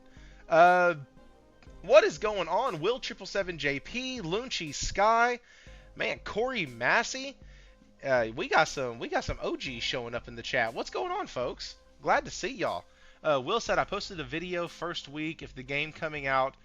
Hang on. I posted a video first week of the game coming out for a section that gave me a hard time. All I wanted was to share with others, and it became one of my most viewed videos. Dude, Expedition 33 was on a terror, and I mean a literal terror. It was crazy, and it's still doing like I'm gonna add a third kind of buying wave to this game because you had its release and it shot up to 1 million. Then after that, all the interviews came out, all the stories came out, all the lore and everything. It had like this just mythos behind it of it was only 33 people. They were a nitty gritty team. They did it all by candlelight. It was great. Like this weird grassroots like pull yourself up and let's get it done. Damn the man, save the empire type of vibe to it. And then it got to 3.3 million. Well, then after that is when you had a lot of people still coming in, beating it. There were shows coming out about it. That's about the time that we did our spoiler cast here. And then a couple months later, it hit 5 million. Well, now you're in the fourth boom, and it wouldn't surprise me if because of the Game Awards, all of them, like Logic pointed out earlier, it's not just the Game Awards. This thing will be cleaning up across multiple award shows. Like, it just hide and watch. This thing is going to clean up like crazy. And so you have all of these awards, you have all of this notoriety that's about to be coming.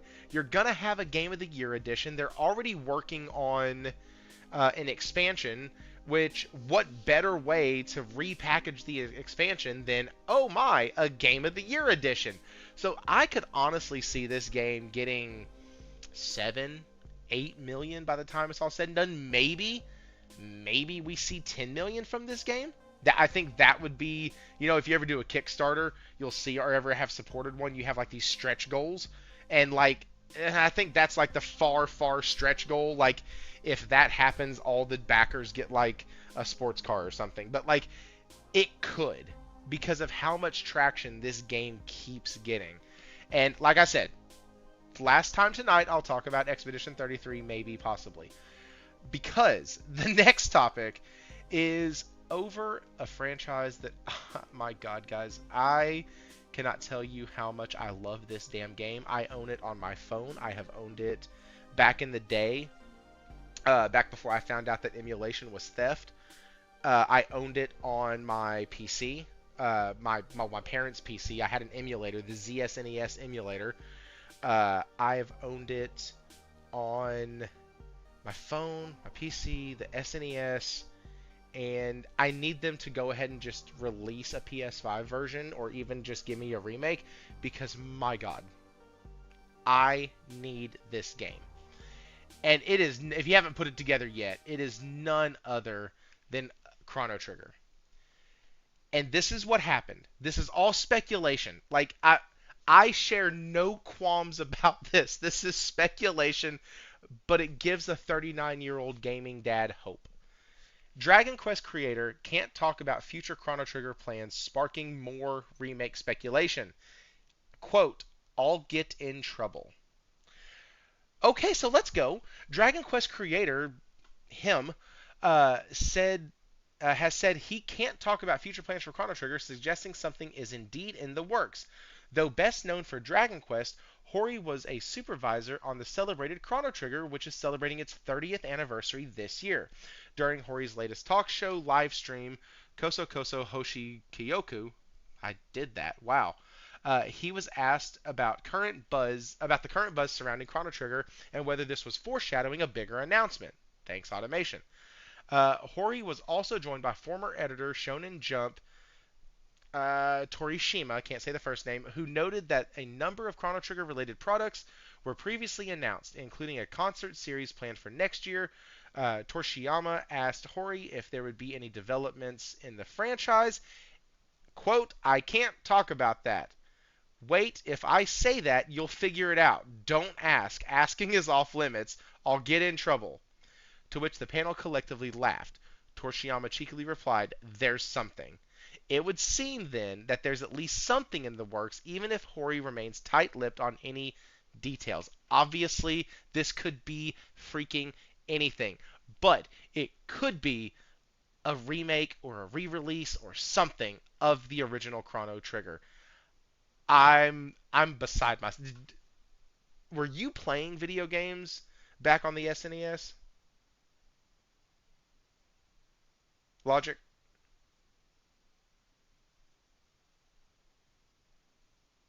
Okay. I will ask the chat, were y'all playing video games on the SNES? Because I was, and this was one of the ones I had. Then, as I got my PlayStation, I found out, God, I hope so. Right, Josh? Like, right? One of the things Jez mentioned on his live stream that I was listening to was we are about the games.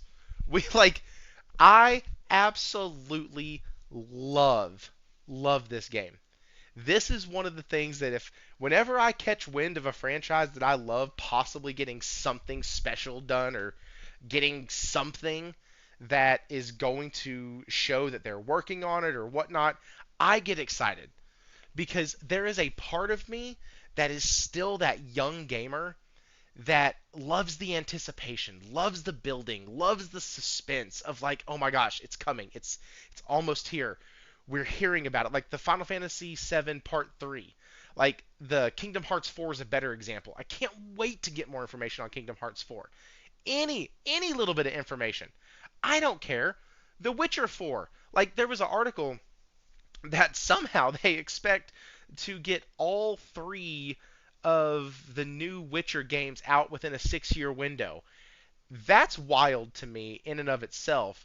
But like even that, I'm like, hell yes, yes, they got like 3 games planned for it. Like that told me more than I knew before. And so I'm really excited about stuff like this. And so I don't know where Logic went. Let me check and see if he sent me a message. Got to step. Okay. So Logic, did you play Chrono Trigger? I did not. So I have historically, for most of my life, been a JRPG hater. That's right. That's right. And then I, recently turned the corner, and gave them a try, and actually really fell in love with them. And so, but no, Chrono Trigger was one that passed me by. Oh man. So what I'll say is it's available on Steam. It's actually kind of a shorter RPG. Like and with all the mods that you can play with, like you can play with a fast mod where it speeds it up times 3. You can do a lot of different things now that you couldn't do back in the day, but it's not a 100, 200 hour experience. So I'd highly recommend getting it on Steam and playing it if you have not yet. It takes you through so many different like time zones, not time zones, time periods. Time zones. Yeah, it takes you from Eastern Standard all the way over to Pacific Mountain. It's crazy. But it takes you through different time periods. Like you'll be with dinosaurs, you'll be in like a post-apocalyptic area. It's freaking wild. And then obviously you have the just sorted and boarded, where it's Knights of the Round Table, Merlin, Magic, and oh, it's so good. Such a good game. Anyways, I'm really excited about that. Fun fact, I believe it was either Sea of Stars or Chained Echoes had the musical composer for Chrono Trigger working on some of their songs. I want to say it was Sea of Stars. But yeah, Did X? So that's actually a really good question. So Logic, we have a question from one of the channel members, Josh. He asked, "Did Expedition 33 help Logic turn that corner?" No. So I forget what exactly. I think it was 2024. I always do this thing. Not just me, but I think a lot of us do this thing in kind of. And I was talking to Brap about it, and we've talked about it on a few other shows where, kind of in this time period that we're in now, in the run up to the TGAs, we start giving a lot of thought to. It's kind of some downtime, right? So, the most recent thing that you picked up was maybe the Call of Duty, and maybe you're playing that, but you've kind of got some room to breathe and let things marinate and think about like the games you've played that year and kind of start spooling your stuff. Like you're preparing for all the end of the year shows, and your own little personal game awards type stuff, and you're starting to give some thought to like how are you going to game the following year. And so 2023, right, like in that time frame, I was like, what am I going to do in 2024? And I said, I am going to swallow the bitter pill and just get over the problems that I have with JRPGs and their formats and play some JRPGs. Like I'm not going to acknowledge the things that I've said that I dislike about them. And so I played a bunch of them in 2024. What disrupted that is also in 2024. I also got this bugbear where I said, I want to move away from consoles. I want to make good on this thing that I thought about doing 20 years ago and just be on PC only. And so I did that for a year. And because I do like a lot of the stuff that I do as like a reviewer, and I guess arguably as a content creator, even though I kind of hate that term, is when I say that I'm going to do a thing, I want to, like, I don't want to simulate it, right? I want to actually do the thing. If I say my preferred platform is PC and I'm fine not being on consoles, then I want to actually like do it, right? So I did that for about a year, and then I came back to consoles. But I didn't pick those JRPGs back up. Most of those JRPGs I was playing on console. So it wasn't Expedition 33 that helped. What I will say is, thank God I played some JRPGs before I tried Expedition 33 to kind of understand like some of the paradigms and some of the frameworks and stuff. That was definitely a big help. I would have struggled a little bit more with the translation layer of kind of what was going on in the format and like what the game was trying to train me to do if I hadn't played some of those JRPGs. So it was definitely a good thing. Okay. Yeah, so you didn't have the, oh my gosh, I played Expedition 33, my eyes were open, the heavens opened up, I saw the dove descending down, and in that dove's arms was Tales of Arise, Final Fantasy VII Rebirth, and Final Fantasy VI? That didn't happen while playing Expedition 33? No, and in these days, I mean, part of what's going on with me now is I'm not hanging out on Twitter at all. I've refused to close my account out of spite, but I'm kind of done with Twitter. But one of my last things is I got in an argument with a JRPG gatekeeper who has perpetuated this totally nonsensical, idiotic, ignorant myth that there's some war going on that's been sparked now between, quote unquote, true JRPG fans and quote the Expedition 33 fan base, which I just think is an incredibly non-discriminatory set of labels to apply to people. I'm like, what do you mean the entirety of the Expedition 33 fan base? Like, that's ludicrous. And I get his point. His point is like, there are people who came out of the woodwork, played Expedition 33, and made assertions like Expedition 33 saved JRPGs. Expedition 33 made JRPGs relevant. I never said any of those things. And so it's idiotic to say that you as a JRPG fan have some bone to pick with people who simply like Expedition 33. I understand its historical relevance. I haven't played a lot of JRPGs, but I've absolutely spent more time covering, writing, making content, and far more domain expertise, both in an artistic, technical, and financial depth than most people on Twitter. And so the notion that I'm some type of born again JRPG Christian is just ridiculous. Right? The point is that it's a good game and lots of people like it and lots of people love it and lots of people had emotional experiences that in no way cause them to like denigrate the history of JRPGs and its relevance to the gaming industry. So conflating those is just dumb and is just the act of a stupid, ignorant person.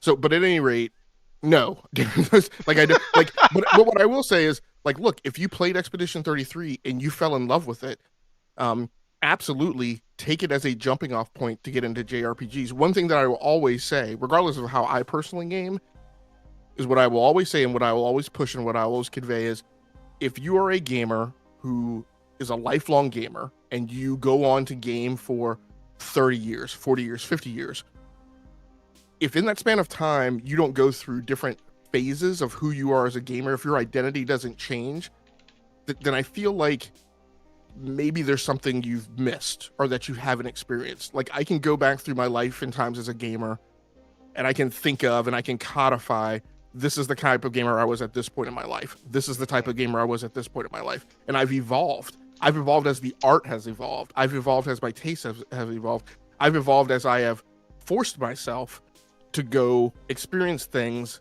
that I had previously told myself I didn't like JRPGs. And out of that, I've gained, in my opinion, I've gained greater enjoyment, right, out of the hobby and out of the art. And so, quite frankly, like, if you're a JRPG fan and you're hating on people because they experience Expedition 33 and that's going to cause them to go out and play JRPGs, again, the logic, I just fail out on like how that is in any remote way sensical or logical. If I were a fan of a genre, if more people would get Forza Horizon 5, which I mean, there's a lot of shade I could throw at Forza Horizon 5 as a racing game. But look, I'll say, look, it's not a sim. Stay on point. Stay on point. Yeah, it's not a sim. But like, look, more people were presented a game that was more approachable to them from a racing perspective, and now more people are going to go play racing games. That's something I'm happy about, because quite frankly, I've seen times in the industry where racing games have gone out of vogue. We're having that problem now, right? No F1 next year. Need for Speed off the roadmap. Forza Motorsport, the motorsport game, not Horizon, off the roadmap. Nobody knows what the actual plan is, right? The WRC license, like in some black hole that nobody's doing anything with. So genres fall into these things. RTSs were a big thing at one time. Flight sims were a big thing. Like, I've seen these things come and go off the roadmap and off the landscape. So if Expedition 33 does kick off some greater awareness and participation in JRPGs, then anybody who's a true JRPG fan and isn't just stumping for clout on Twitter with their click running in the popularity contest should be happy about the potential that more people will play JRPGs. Sorry, that's the end of my TED Talk in my life. No, 1,000 freaking percent. So, Nate and I have had many conversations about this. I do not consider myself, and I distance myself heavily from the Final Fantasy fan base, because I dipped my toe in that water for about, man, I didn't think I lasted like 2 weeks when Final Fantasy 15 came out. And I saw just how shitty the people actually were in that fan base. And I was like, you know what? I've enjoyed these games a long, long time. Not talking to people about them. I'm going to go back to my little hole and continue to not talk to people about them, because y'all are messed up. Like, I don't want to be a part of this, because it was, oh, it's just a car ride. It's just a bro trip. It's just a this. The combat's too different. And then now people are praising it as like, oh, it kind of paved the way and laid the foundation for all the games that came afterwards, for Final Fantasy VII Rebirth, for Final Fantasy VII Remake. Like, but in the moment, it was just big, huge, like, no, you can't. That's not this. That's not that. And then we had 16, and that happened again. And that fan base is one of the most ridiculous fan bases I have ever seen in my life, which is crazy, because I talk to people about it, like Ace, for a good example. Him and I, while playing Battlefield one night, were talking about Final Fantasy games. He mentioned that Final Fantasy VIII is his favorite. It's also my favorite. Well, it's my second favorite, right after like 10, and that's only because 10 holds the most specialist of places in my heart.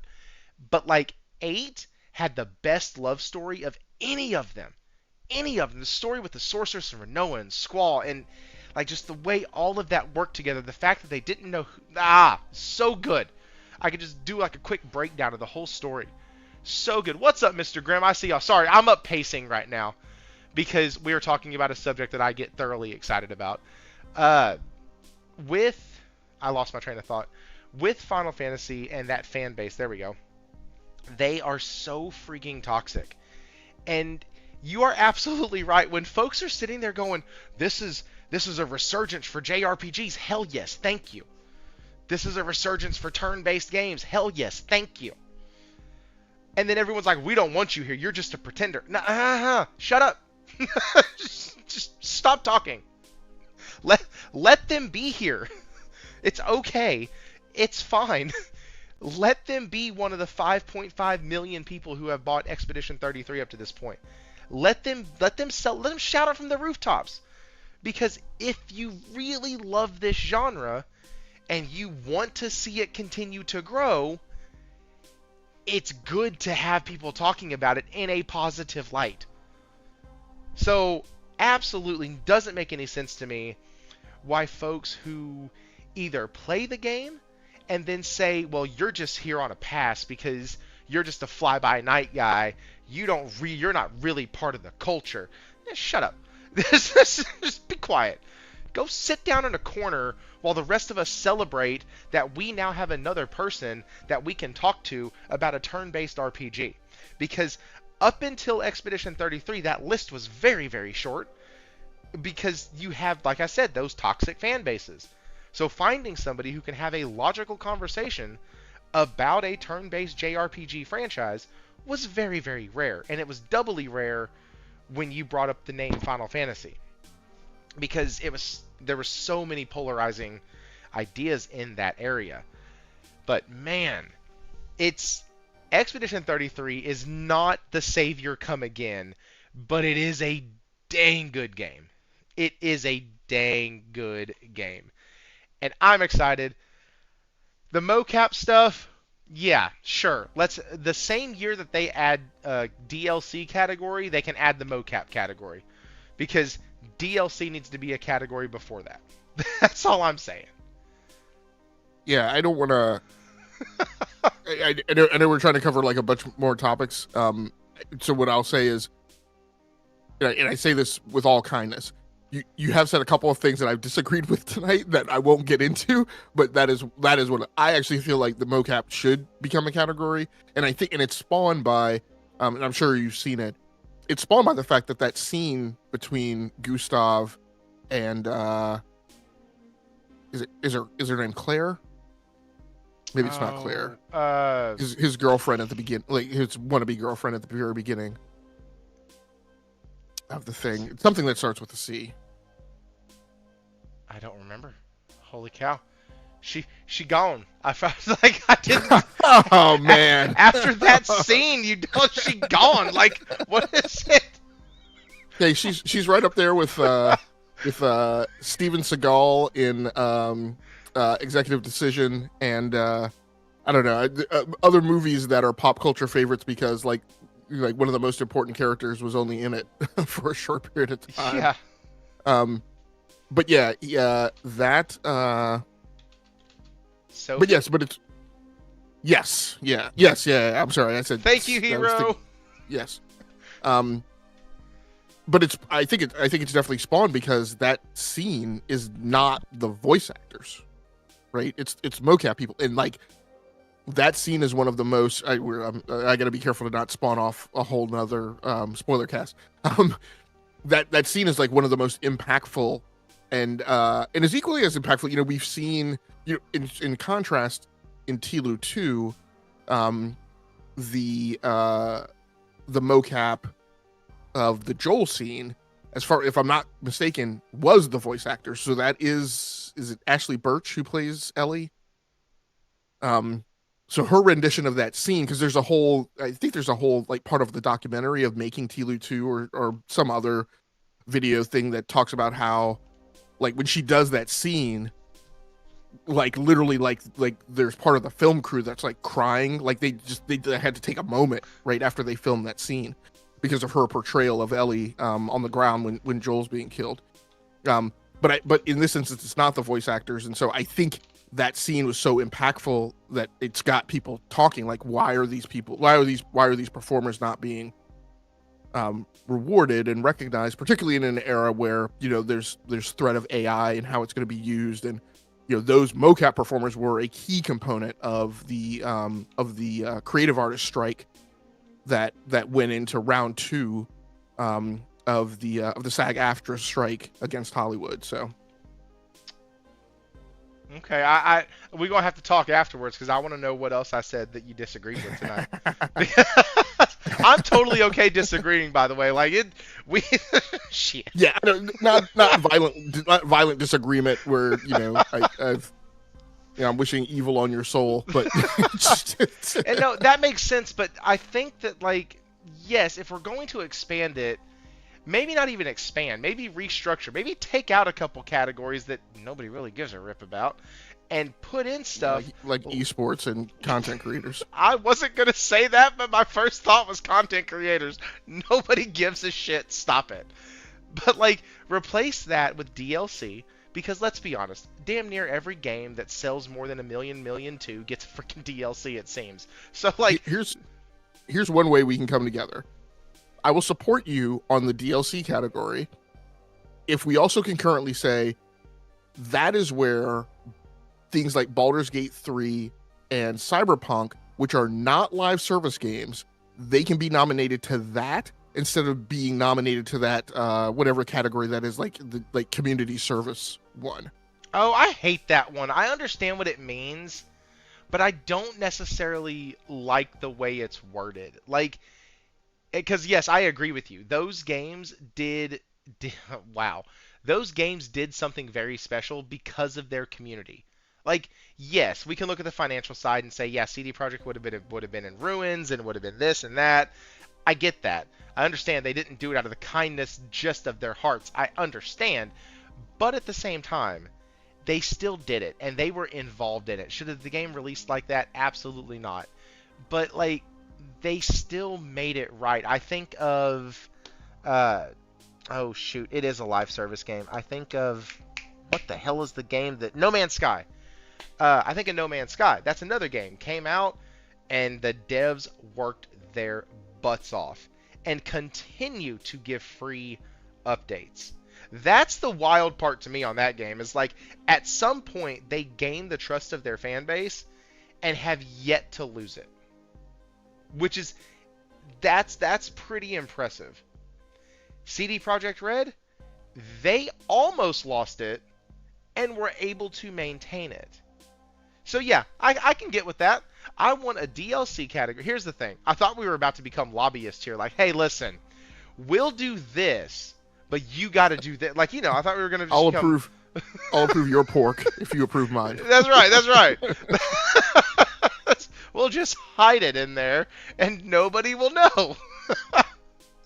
But no, I do think that they should have that category. I think that DLCs need to be there.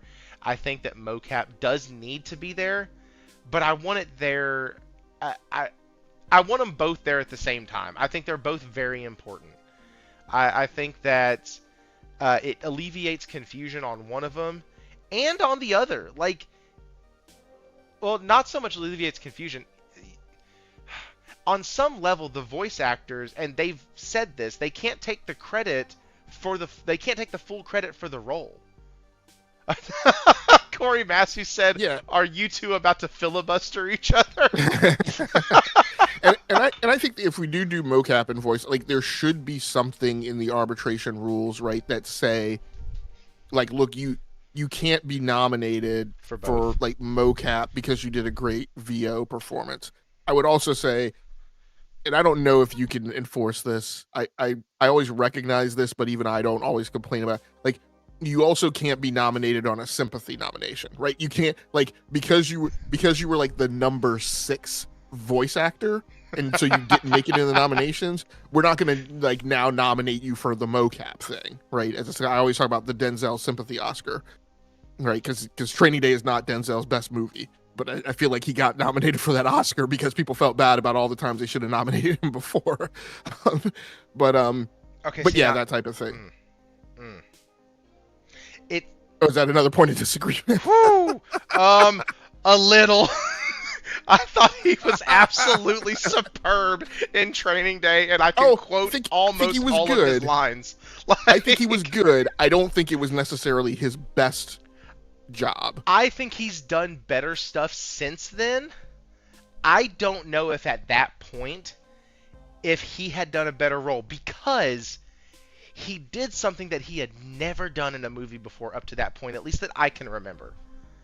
He True. played he bad played guy. the bad guy. Yeah, yeah. And he did so. It's like when your comedic actors end up going and doing like a serious role. Like Jim Carrey. Some of my favorite movies of his are Eternal Sunshine of the Spotless Mind and Number 23. Absolutely phenomenal movies. And didn't Robin Williams, one of his big things was when he played a murderer in one of his roles? 1 Hour Photo? Wasn't that the...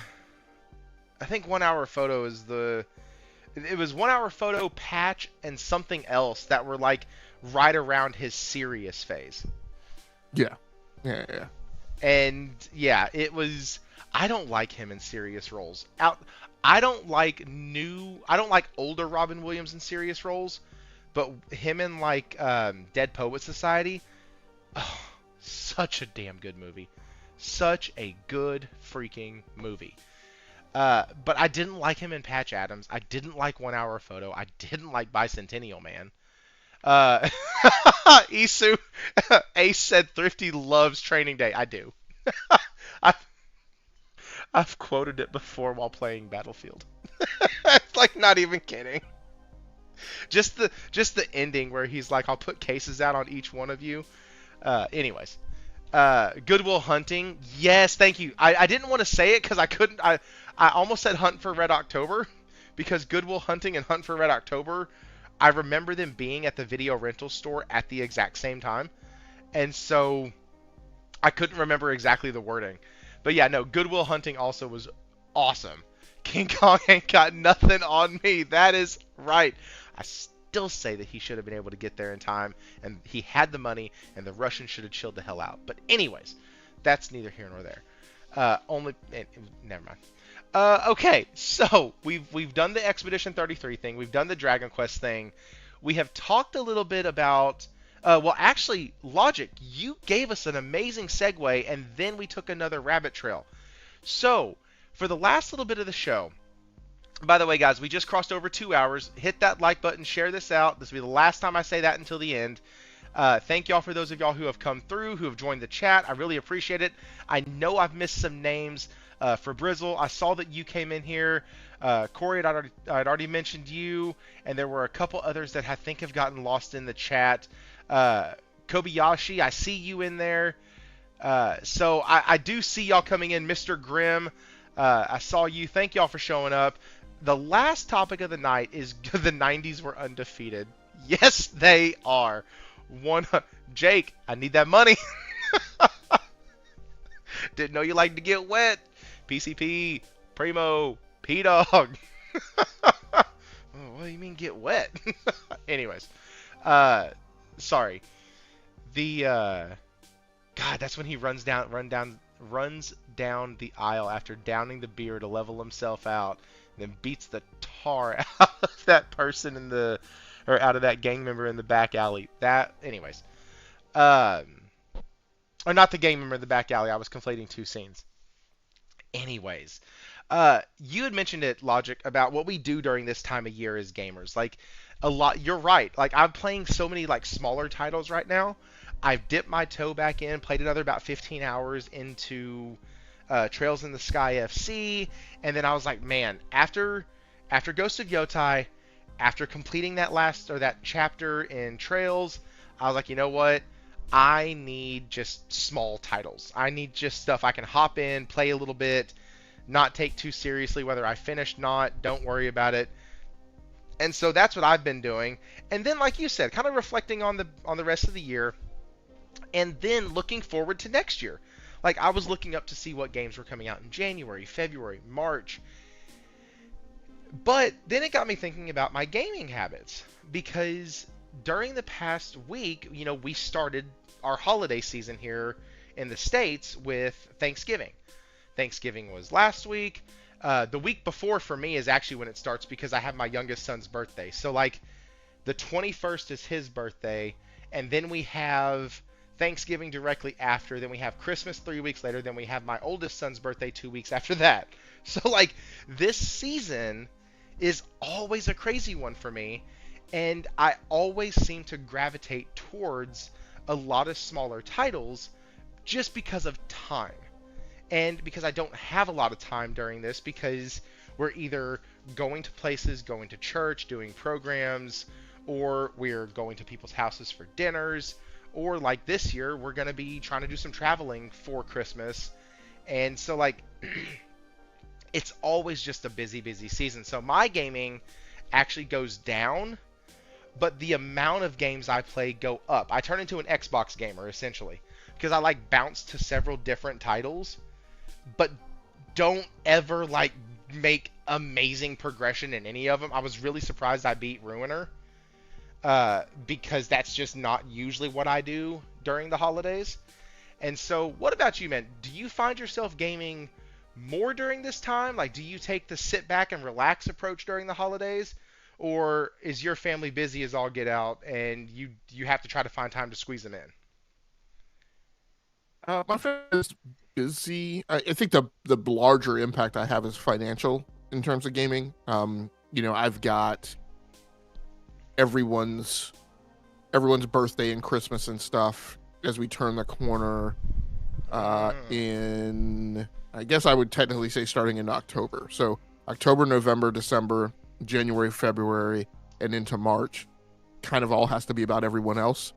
And so all of my big gaming expenditures, well, that's a lie. All my big gaming expenditures should be like April through September. I do, because of bonuses and stuff like that, I do find a way to, like, squirrel some things away. But Well, sure. Those are typically things that I've, like, been playing. Like, there's not as much kind of spurious, right, spending on myself during this time frame. I've managed to squeeze in some, like, things that I've been planning for a very long time. But game wise, I typically get more time in. However, this is the time, like, in the years that I'll try and do a quick explainer on arcs. So I was doing a lot of live streaming, and that was kind of a focus of mine for a while. But I was playing story stuff, and I never did, like, the grind games and the PvP games because I felt I wasn't good at them. And then I had a live streamer that I hung out with, who I collaborated with a little bit about it, said, I think you could actually be, like, halfway decent at them if you would spend some time working at them. Like, I've seen you play them.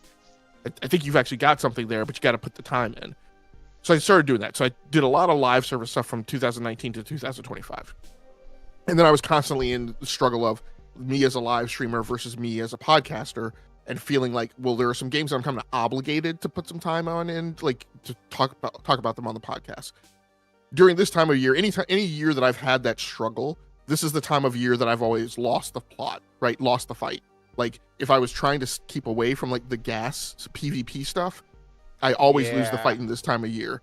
Because this is the time of year that, like, look, I just want to grab a beer, go down to my man cave, like, hop on Call of Duty, like, and blast some fools. You know what I mean? And so this year, like, the extraction shooters are popping off, so I do tend to get more gaming in, but unlike a lot of other gamers, this is not the time of year that I'm like, I'm going to finish this game, I'm going to finish that game. Nope, that's not going to happen. So, but yeah. Okay. Chat, what about y'all? I see y'all talking a little bit about Doki Doki. I see y'all talking about my gaming has already dropped to around 1.5 hours per day, 3 hours max. Yeah, that's about, man, 1.5 hours per day, Hero. That's even a bit more than I think I'm gaming right now. Like, that's why I really loved Ruiner. It took me a week and a half to beat that game, and I put probably 9 hours. Well, heck, I can tell you, it's on my Steam. Duh. See, I don't listen. I don't do Steam. I don't use Steam that much, so I completely forgot that I can just go in here, go to my library, and I played 8.8 hours in that thing, and I beat it. Awesome. Fantastic. Wonderful. That took me a week and a half. So it took me 10 days to play 8.8 hours in that game. Now, did I play other things in between there? Yes, I did. Did I play a lot of other things in between there? Absolutely not. Because I just didn't have time. So, like, it just didn't happen. And so I respect to people who can play a lot, like Logic said about the people who use this time before February to like beat their games to get to like clear their backlog. Super proud of you. Way to go. You get a gold star. I'm super happy that that works for you. For me, this time I need January to end. Then we have a busy gaming season. And then after that, we have the summer, which is where, like this year during the summer, is where I like hunkered down and started playing some other titles and getting some stuff completed and finished up. But for the most part, this time of year, man, it's so much not about it. This time of year, especially with my faith, reminds me that my world does not revolve around gaming, which is one thing that I think differentiates the a lot of it differentiates the console warrior from just the gamer who likes gaming. Who might have a strong preference, right? Like, the gamer who likes gaming might be a PC gamer, they might be an Xbox guy, they might be a PlayStation person, they might be a Switch and a PlayStation, or Switch and a PS, or a Switch and PC or whatnot, but they're not losing sleep over Satya Nadella coming out and making a new comment that blows up the industry or blows the water off or blows the top off of a water tower or anything like that. They're not losing sleep when Jim Ryan announces 13 more live service games. Like, it's just not. That's not what they're here for. That's not what we're doing. And so this time of year always kind of keeps that in perspective for me, that gaming is something that I love to do. It's something I am passionate about. But man, this time of year always reminds me that it's about family. Like, it's family first. It's your loved ones. It's your friends. It's the people who I've met. Like, I have a couple folks who pop up, even from the short time I played Arc Raiders, which was very short. That game turned into a game that I need to do a video on games that I regret purchasing, because that would be in that video. I'm super close from deleting it just from the PlayStation. But anyways, that's neither here nor there. This time of year is the time to reflect, the time to be around family, and it's really interesting to see kind of the three types of approaches. You know, game time goes down. That's like what happened with me. With Logic, he likes to use this time to kind of reflect on the past year, get his next year planned out. I know a lot of people do that. I kind of halfway do that with the next year side of it. And with the Game Awards, obviously we're all kind of thinking about the games that we've played throughout the last year, but after I pick my people who I want to win, I move on. Thrifty, if you ever want to play more Arc Raiders, I'm always on. I bet you are, you PvP loving son of a gun. Like, I'm just. So your comment's a good reminder. That is one of the things I disagreed with you, which we could pull apart on a later episode. Is I do think that the award shows are important, but I'll let you proceed. Oh, how much time you got? We could squeeze in a little more. All right, so let's squeeze in a little more here, because what do you mean when you say you believe that they are important? Because I think they're important. I just think they're important. And hang on, clarification time. You have the Game Awards that are voted on by the devs. You have Game Awards that are voted on by just people in the industry, which is what the Game Awards Jeff Keighley show is. It's industry votes mainly. There is a fan vote, but I honestly wonder how much that fan vote plays into anything. And then you have ones like, oh crud, Golden Joystick, I believe, is fan voted. Uh, Somebody correct me in the chat if that's wrong, or Logic, you can correct me. That's fine. Uh, but I think it's the Golden Joystick that's fan led. Dice is developer led, and Game Awards is kind of industry led. And Yeah. so, So if you talk about the big five, the Golden Joysticks, the Game Awards, GDC People's Choice, I think it's called People's Choice, the BAFTAs, and the Dice Awards. Yes, all five of them have like a different arbitration, jury, the nomination and voting governance framework. Right, they're all slightly different. And some of them, like you mentioned, the Golden Joysticks are all the category based awards are mostly all popular vote. Then they have 4 categories, like your Critics' Choice, obviously voted on by critics. Hall of Fame, which is like a multi-year aggregate award for people's lifetime contributions. Breakthrough and Streamer's Choice. And so those are things that kind of make sense to not all be necessarily fan based. But then you also have things like, I want to say, then you have Dice, which is voted on by the industry, and then you have, I think it's BAFTAs are like an artistic academy, kind of the closest thing to the Oscars that you have, which is why I always hate not hate, but like I always just like, oh, the TGAs are like the Oscars. Well, no, absolutely they're not. There's BAFTAs are closer to the Oscars if you want to use that analogy. I think maybe it's GDC. There's one that it's like, it's voted on by the industry, but it's even more surgical in terms of like the audio category. It's open to the entire industry, but they have to be registered, and you have to register in a professional domain. And then I think there's and I think there's like a credentialing thing to validate that like you're actually like that in that professional lane. And so the audio award, for instance, theoretically is only voted on by audio professionals, right, in the industry.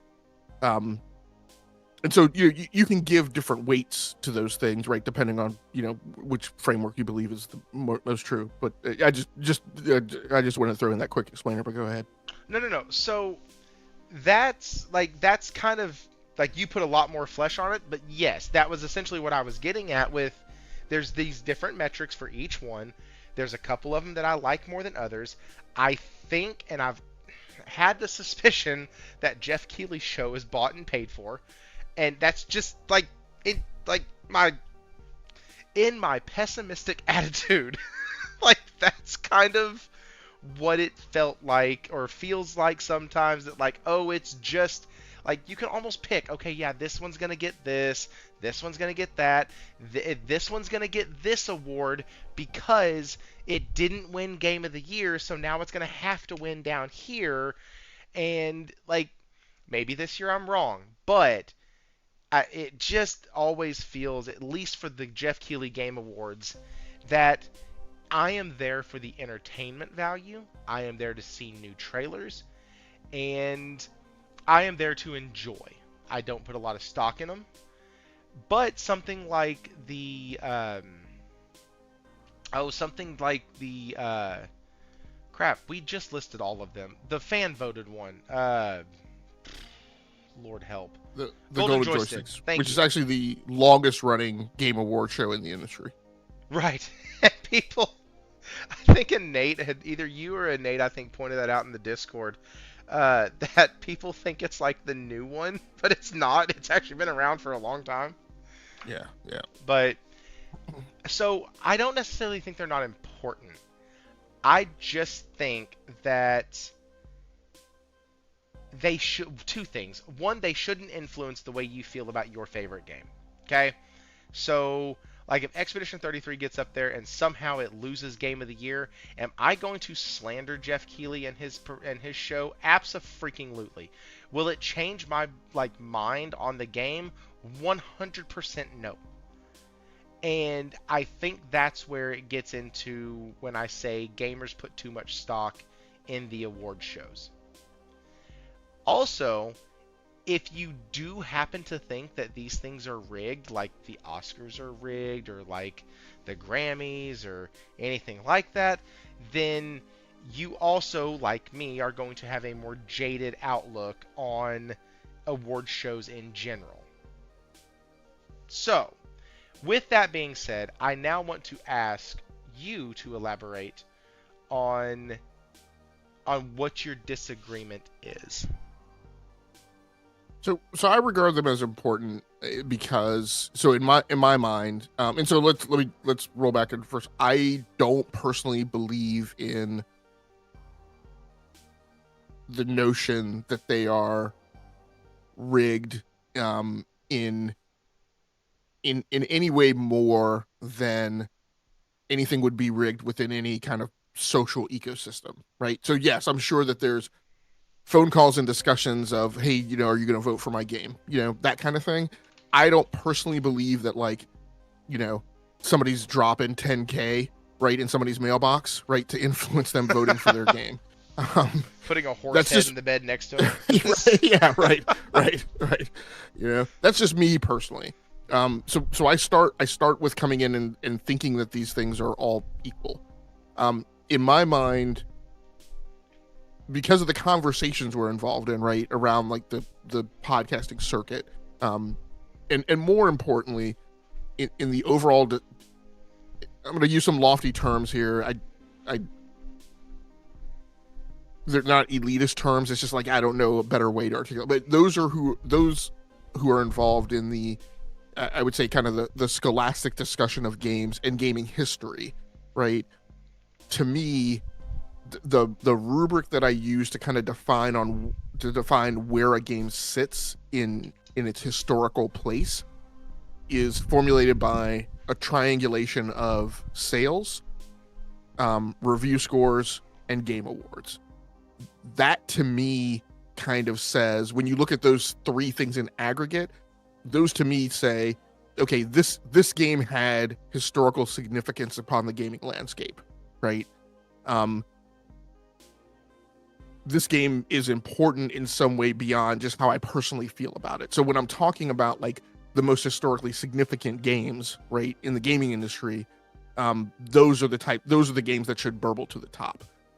That's just kind of the way that I cross-cut it. I think from a decision-making standpoint, when you try and think about how people think about a game, the manner in which awards are different than review scores is awards create what's the term that I've been using? I can't even remember what it is. Awards create a tiebreaker scenario, right? Awards create an environment where you can't vote for that's what it is. Sorry, some of you are going to hate this. This it reminds me of the performance eval time period at work, right? In the performance eval time period at work, I can't make everybody the top 10%. Because it's the top 10%, right? So I've over decades, right, of having to make those decisions, I've come up with thumb rules and rubrics and tiebreakers and threshold, right? And I've created this whole schema by which I go through this, so now I can get through it faster. And so you have to have tiebreakers. That's what award shows do to me. To me, they're kind of the questions we ask on a podcast, where I'm trying to nail you down, right, to a definitive statement. And I say, okay, you got to talk about this, you got to talk about that. You have two choices. I'm going to put you on a desert island and I'm going to give you one of these, this game or that game. Which game are you picking, right? It creates that type of crucible for people to make a decision. And so to me, it has a certain degree of fidelity around the result that's different from just looking at like aggregate review scores. In terms of like the recognition that they provide to games, to the creative sphere, I feel like that's where it has weight, right? But it also says what those industry professionals value. And so one of the things I always point out, for instance, is the Resident Evil 2 remake. We often get into this argument of how much like remakes matter, how well people regard them, and That whole argument about, well, Resident Evil 2 should have like won that game of the year that year, or a game shouldn't be disqualified from getting nominated. And I'm not just talking about the TGAs, but a remaster or remake shouldn't, and that Resident Evil 2 thing was above a remaster, right? It was maybe not a full-on remake, but I would at least call it like a redesign. We call them remakesters here. We call them... Sure. Yeah, that's appropriate. But that whole argument of like, well, it should have been given. Well, look, you look at the DICE Awards for that year, and you can see where the industry voted, right? They didn't raise Resident Evil 2 up to the level of Game of the Year. It got like a handful of awards in like the technical area. But what that said to me is like, okay, amongst industry professionals, they didn't regard that game that highly as an accomplishment. And the reason I look at that is because I'm trying to think of what are the trends that I expect to come out of game design in the following years. Those I would expect would be the things that people like applauded, right, when they had an opportunity as an industry to vote, right there and at the GDC Awards. So that's why I think they have weight and some gravitas. And I totally agree with you about two things. Like, they shouldn't influence your own personal opinions of the game. Maybe on 3 points. They shouldn't be weaponized. Like the whole notion of like running around like, well, my exclusive on PlayStation 1 game of the year, so therefore my platform's the best. It's, I mean, whatever. What was I to say? So yeah, they shouldn't be weaponized. They shouldn't change how you feel about the game. And yeah, I also don't feel like you should be angry. Like, your game didn't win. Starfield didn't win. People got outraged. I'm like, well, first of all, maybe you should take that as a sign. Like, this is another good example. This is why I think, to me, they have weight. Starfield deserves this. Starfield got snubbed. Starfield, like, is just, it's media bias. Starfield didn't get this. Starfield didn't get that. Guys, 5 award show opportunities for that game to have been awarded, right? To have been held up and raised up by the industry, and it didn't chart, right? It didn't break the horizon. It didn't like strike a spark on the landscape for anyone. The media got to vote. The industry got to vote. Like, domain expertise industry got to vote. Like, everybody got to vote on this thing, and it didn't go anywhere. And so again, when I go back to how do I stack in my head the significance of a game on the historical landscape, Starfield, I am not gonna grant a game that significance when everybody else in the room didn't, right? And that's kind of my point of like validity and credibility of like measuring where these things land. Okay, so you agree with me on the 3 points that I care about the most in this, and I can definitely see where you're coming from on the gravitas of it, on kind of the weight that these do provide. Somebody in the chat even said that they're really important because they give they kind of give spotlight to these games, maybe to these studios, even outside of the EAs, the Ubisofts, the PlayStations, the Microsoft studios. Like, even outside of those, they give credence to studios like Sandfall Interactive or Devolver Digital, or some of these guys who have these smaller titles, or even crap, it just left. Damn it, the point still stands. Sorry guys, it's late here. The point still stands. It gives people it gives these studios more eyes on them. So that definitely does help. But when games the one thing that made me mad at the Game Awards, and I'll be completely honest, it was 2022 Game Awards? Question mark? Was this Ragnarok versus Red Dead Redemption 2? God, no. I could care less about that. Nope, it was 2023. Okay. Hogwarts Legacy. Hogwarts Legacy should have got a nomination at the big one, at the Game Awards, for Game of the Year, and it didn't. And that irritated the fire out of me. Because that game had it all. It had the sales numbers. It had the new not new IP. I always say that, but it's not a new IP. But it was a new take on the IP. And it was done by Portkey. They did a great job with it. It was a wonderful, wonderful telling of a Harry Potter world, of a Hogwarts story. It was so good. And it got snubbed completely. And so that one was one time. It didn't affect my view of the game. I still loved the game. But it absolutely made me a bit salty at that shit because I was like, you've got to be kidding me. How are we doing that? The game sold over 20 million. How are we doing this? Like, no, you can't. But anyways, that's the one that at least, yeah, Ace, I wasn't asking for it to win. I just wanted it to be nominated. I just wanted it to be on the podium. That's it. Just put it up there. That's all I wanted. Yeah, I don't disagree with you.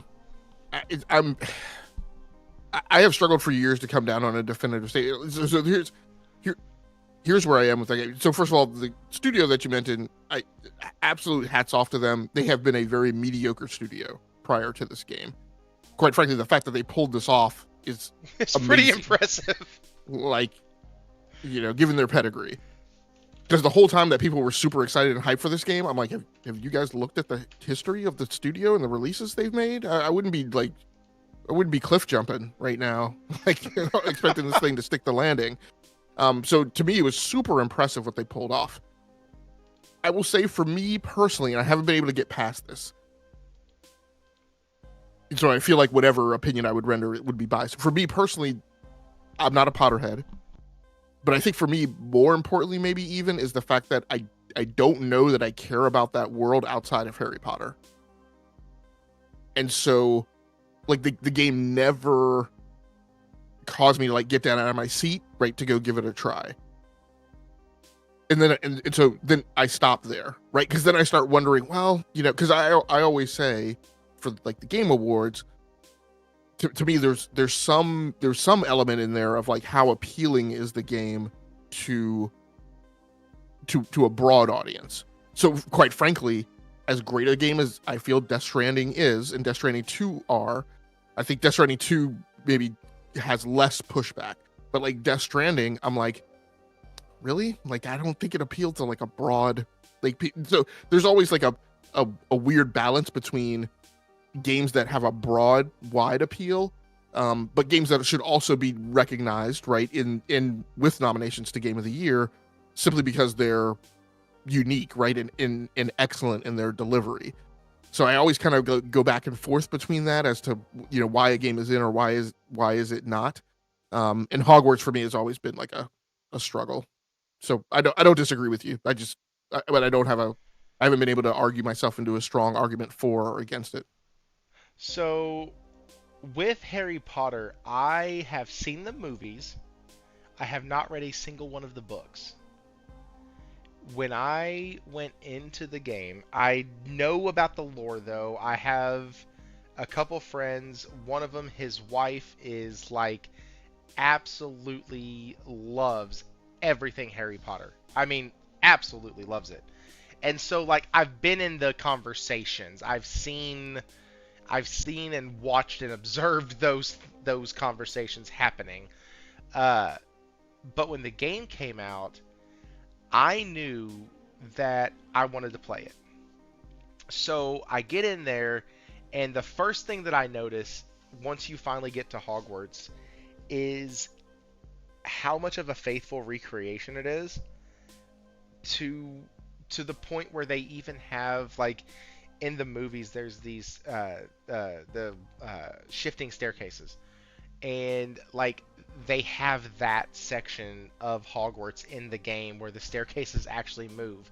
When you're in the game, they paid so much attention to detail, and trust me, as not a Harry Potter fan, I can definitely see how you're like, okay, cool.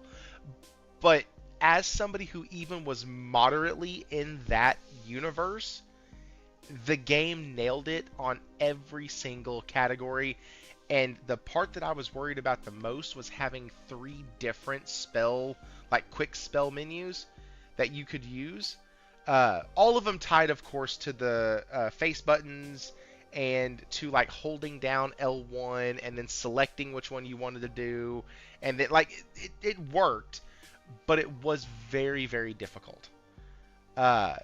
it was one of those things that if I picked it up to play it now, I would probably just want to start back over at the beginning to get the muscle memory back, because it was one of those games that I couldn't play anything else in between because I had my spells set up in just the perfect order, that when I got into combat, it was very much, oh, I'm going to do these things, and I have the button combination, and I'm done.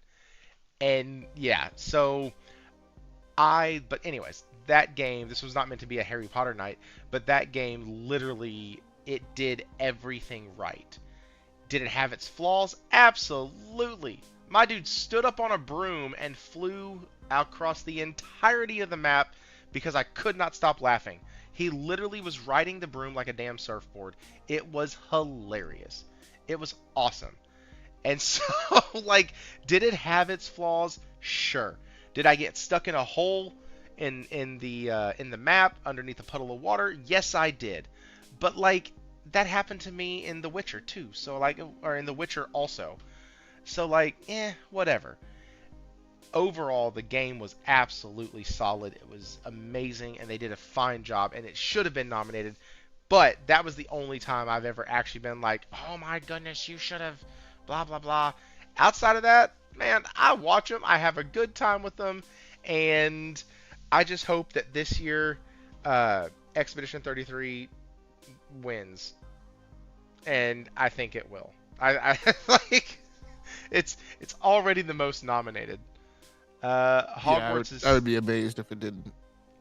Yeah, Lunchi, Hogwarts is still on the UK charts. There's several games that like stay on the charts, and it's absolutely wild to me.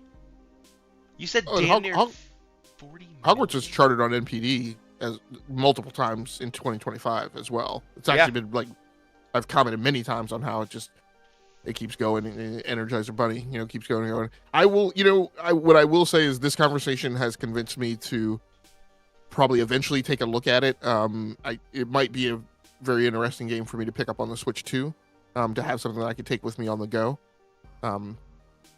So yeah, you've at least sparked that interest. It's really good, and the side characters actually play a part.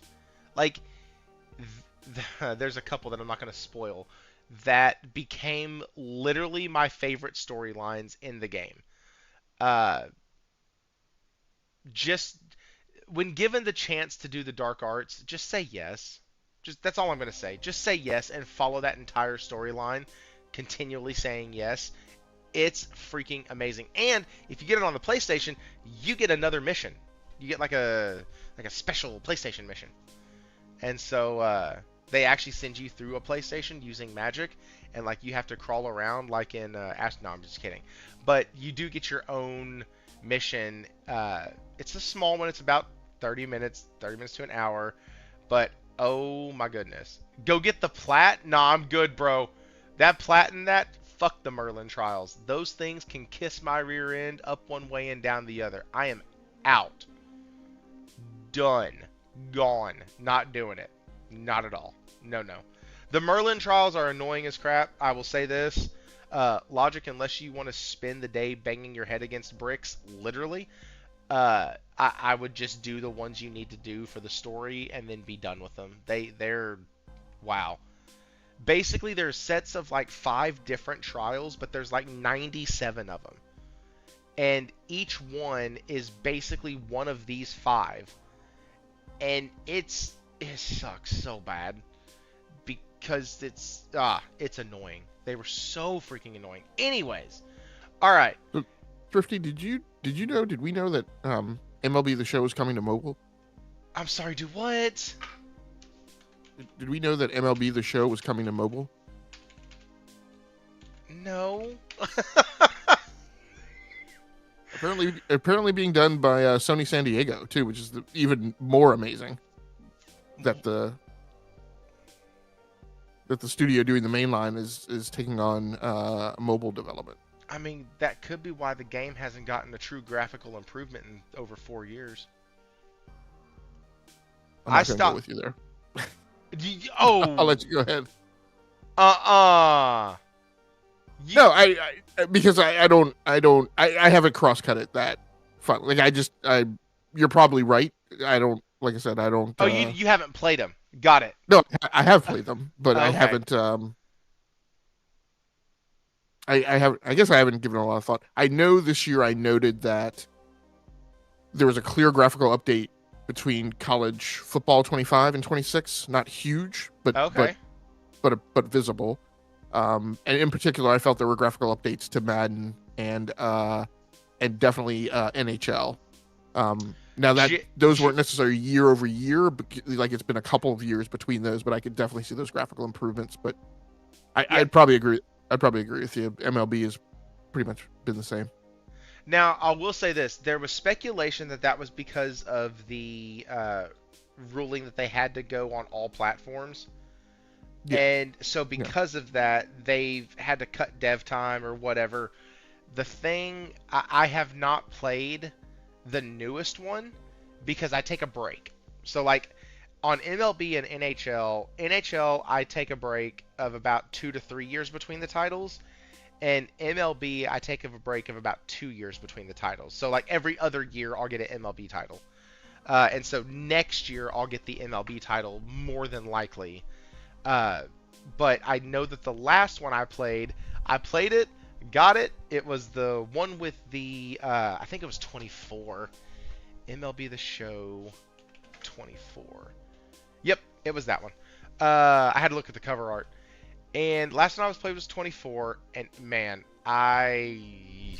it looked so similar to 23 to 22. Honestly, I popped back in, I re-downloaded 2017, and was like, looks about the same. So I'm like, it's just, of course, that was my biggest gripe about Madden for years was that it didn't get any better. In some respects, Madden got worse because the Frostbite engine was really bad. And I have heard you're now another person who said that they actually noticed a graphical improvement from one year to the next in the college football game, and so even Angry Joe couldn't get around giving Madden a little bit of praise that some of the animations do look better. There's less clipping. The graphics do look a lot better. So I mean, if you can get him to give any kind of praise on a Madden game, they're doing something at least. But I want to see the new MLB The Show before I commit to anything. I love sports games, man. I always have. They've always been games that I've been able just to pop in and have a great time with. But man, I'm so spotty on playing them because they're all microtransaction this, microtransaction that, pay for performance, pay for this, and there's never usually that big of a graphical improvement or a graphical increase or even an increase in like what you can do in the game. And so, anyways, that's interesting though. A mobile MLB The Show coming to mobile. I Is it going to be like is so no, it is decoupled from the annual releases. So it is its own standalone thing. It is free to play, and it's whatever experience. The main thing I looked at was, wait, is it MLB The Show 25, and are they going to iterate each year? And is it supposed to change each year? But no, it's going to be its own. So in my mind, it's not any different than Call of Duty Mobile um, or even Madden Mobile. or PUBG Mobile or NBA 2K Mobile. It's just a mobile version of the games that like live on their own and do their Yeah. own thing. Yeah, that's what it looks like. Okay. So, interesting. I will actually probably check that out. if it's not if it doesn't take 3,000 gigabytes of download space because that's wild. Somebody put it in the Discord the other day. I think one of the games out was like 50 gigs of 50 gigs of space or something like that. iPhone games largest download size. Let's look at this real quick. 11 gigabytes, 14 gigs, 5.6. Call of Duty Mobile at 3.4. Alien Isolation. What was it? I was trying to find what somebody was saying the other day. Oh well, that's gonna be for another topic, another night.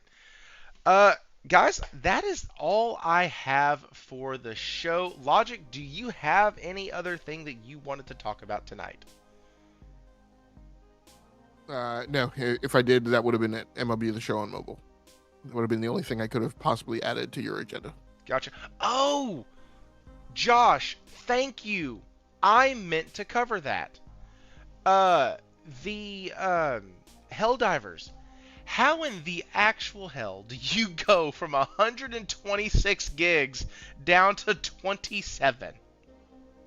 That's like they explained it and it partially like makes plausible sense because honestly when you think about it that they are basically stacking the game on top of the game on top of the game on top of the game so that way the old HD hard drives, the old hard drives were able to like still play the game. But they found out that they actually didn't need to do that. And so here's what they did. Okay, so this is why I think Helldivers has succeeded so much. Because instead of doing what other companies have done, where they put like all these roadblocks in front of them, they're like, you know what? We're going to go, we're going to check the road, we're going to clear it, we're going to make sure it's good. Once it's good, we're going to get new tires put on, we're going to make sure those are fine. We're going to check everything, we're going to check tire pressure before we leave. We're going to make sure we have no nails in our tires, no nothing like that. The battery's good, and then we're going to go and head out on this journey. They prepared so well, and so what they said, here was their reasoning. It was really funny. When we were looking at the data, we didn't have any in-game data from our game, so we were looking at industry data versus speeds and data processing for, and I'm paraphrasing a lot of this, data processing for SSDs versus HDDs, and kind of it was a 5 times variance at its worst.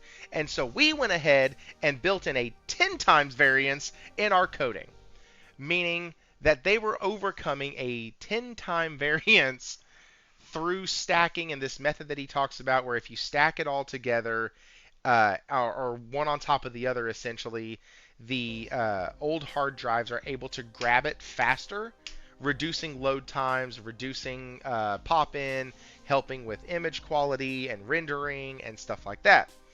The SDs don't have a problem with that, or the SSDs, I'm sorry, don't have a real issue with that because there is no reading, so to speak. There's no like mechanical movement or mechanical reading. And so it's done, as the article said that I had posted in the Discord, it's done near instantaneously. So like, I get it, but golly, when your model says, hey, 5 times is the worst we've seen, and you build your code to do 10 times, I guess that makes sense. But Logic, you are definitely more versed in PC language and understanding than me. I will never once claim to be the PC guy. That's why I have PC guys come on the channel. So does that does that make logical sense to you?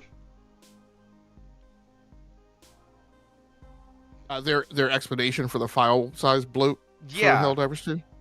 Yeah, I mean, Okay. I think to me the explanation, regardless of the technical, hinges more upon just what the software development lifecycle, what we refer to in software development as the SDLC, what that must have been like for Arrowhead Studios, right? Small studio trying to get out this huge live service game. We saw all the contention with like just the simple fact that like they were, it sounded like they were down in the basement like pouring water out, trying to get enough servers online. So what I can imagine is that and they were on pace and they had to hit a schedule. And so what I imagine is like things like, hey, let's get the file size down. That is the type of thing that goes to the bottom of the Scrum board, right? That gets story points of some huge ginormous number, priority 0, right? And so yeah, I mean, yes, the technical explanation seems plausible, but I think more so it's just was a thing that wasn't important. Like, to hey, them. we just weren't able to focus on optimizing the file size. We had Yeah, to make sure the game didn't crash. Like that's right. The game crashed. There were enough servers that that we didn't have the desync problem like Halo Infinite did. That that it graphically looked good and was performant on PC, because PC gamers aren't going to put up with that. So yeah, I think they had bigger fish to fry. And I'm like, look at the size of Call of Duty. Like, like if people take Call of Duty dishes out, they will certainly take 154 gigabytes from Helldivers 2. But yeah, these things are good. It was super impressive to hear that it was Nixus who jumped in yeah. and helped them with that. Just more and more feathers in Nixus's cap at what they are the experts in. And when I hear Nixus now, I see that Triple H clip right on WWE Raw. I'm the best there ever was. Mm.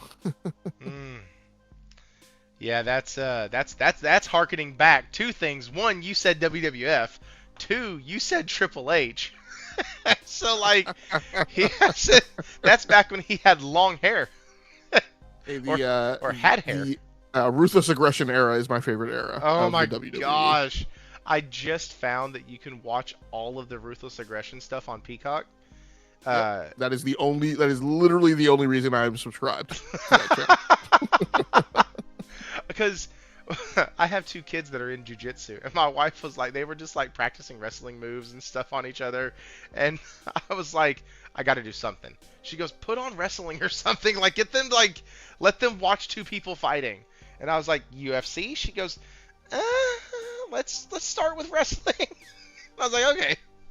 And so I was looking for it, and we don't do a lot of streaming services. It's one of the things I talked about many times on the channel. We usually pick two, and we roll with those until we get bored or don't want them anymore, and then we get rid of one of them and swap in another one. And, well, because in the States, the WWE live stream is ran by Netflix, or ran through Netflix, but to get the back catalog, you have to have Peacock. I told my wife, I was like, this is pretty jacked up. Like, to show my kids my era, I have to pay $8 a month for Peacock. Let them watch the new stuff, we got to pay $25 a month to Netflix. At what point do we just go back to cable? That was like, Thrifty, in a crazy world, it's almost like exclusives matter. Huh. Don't do that. Who would have thunk? That's only been a thumb rule of capitalism since 1776. But far be it from me to, it's the reason why speak Coke out against the revolutionaries. It's the greatest. Back when all that bullcrap was going down with ABK, my favorite analogy to use was Coca-Cola is not going to open their vault and let Pepsi walk right in and take their daggum recipe right back over to Pepsi. It's not going to happen. Also, good luck unless you are a major chain. And even that's gone away now. Good luck getting a Pepsi at a place that serves Coke. You can get their secondary products like Mountain Dew, or even Dr. Pepper, who's bottled by different places around the country. Dr. Pepper is part of Dr. Pepper 7-Up, but like their plant in Texas, Coke distributes for them in certain parts of the region, and Pepsi distributes for them in other parts of the region. But like, you're not going to get Coca-Cola at a place that serves Pepsi. You're also not going to get Pepsi at a place that serves Coke. Why? Because just like the Baja Blast at Taco Bell is the thing that makes me go back to Taco Bell once every 5 or 6 months because I hate myself that day, and I want to go ahead and get whatever deluxe box they have with a large Baja Blast, because that's the only place, literally the only restaurant where you can get a fountain Baja Blast. It brings me back at least twice a year. And yes, I know it's terrible. I don't usually eat it. But I want that blast, man. I want that drink. And I want that thing that I can only get from them. And somebody in the chat said, why would McDonald's let Burger King sell the Big Mac? Absolutely. There's been lawsuits over that shit. Like, there's been, like, hey, man, you can't advertise it that way. Like, so, Burger King has what's called the Big King. It's a Big Mac. It has the same Thousand Island dressing on it that McDonald's does. One has grill marks and some smoke flavor added to it. The other one doesn't. Outside of that, they're the same damn burger. But because they have to change the name and can't call it the same thing, and because it's not actually McDonald's exact recipe, they get away with it. It's kind of like one of the other topics tonight with the Tencent game, the Horizon clone. They've stopped all marketing and all production. Why? Because, well, Sony wants to protect their IP. Sony was going to be very selective about who gets to use that IP. Sony was already approached by Tencent and asked, and Sony said no. And then Tencent said, okay, well, we'll do it anyways. And because of that, there's a lawsuit now. Because Sony wants to protect their exclusives. Exclusives are not bad in any other industry. Nobody when they go to McDonald's is saying, man, this place sucks because they don't have Pepsi. No. They're saying, hey, you know what?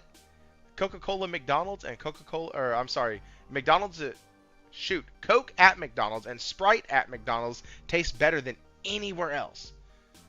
Does anybody want to know why that is? Have you ever watched a documentary on why Coke tastes better at McDonald's? Because my fat ass has. And, well, ex-fat ass. And it's because they still get it in the stainless steel drums. Or in the stainless steel kegs. They don't get it in the plastic bags. Coca-Cola is given to them in the stainless steel drums. And so because of that, it tastes better. Not many other places can say that. Because it's exclusive to McDonald's. There's people that I know at my work who stop by McDonald's every morning and grab a large Coke. Because it's the only place that they can get that type of Coke. Exclusives matter in every other industry.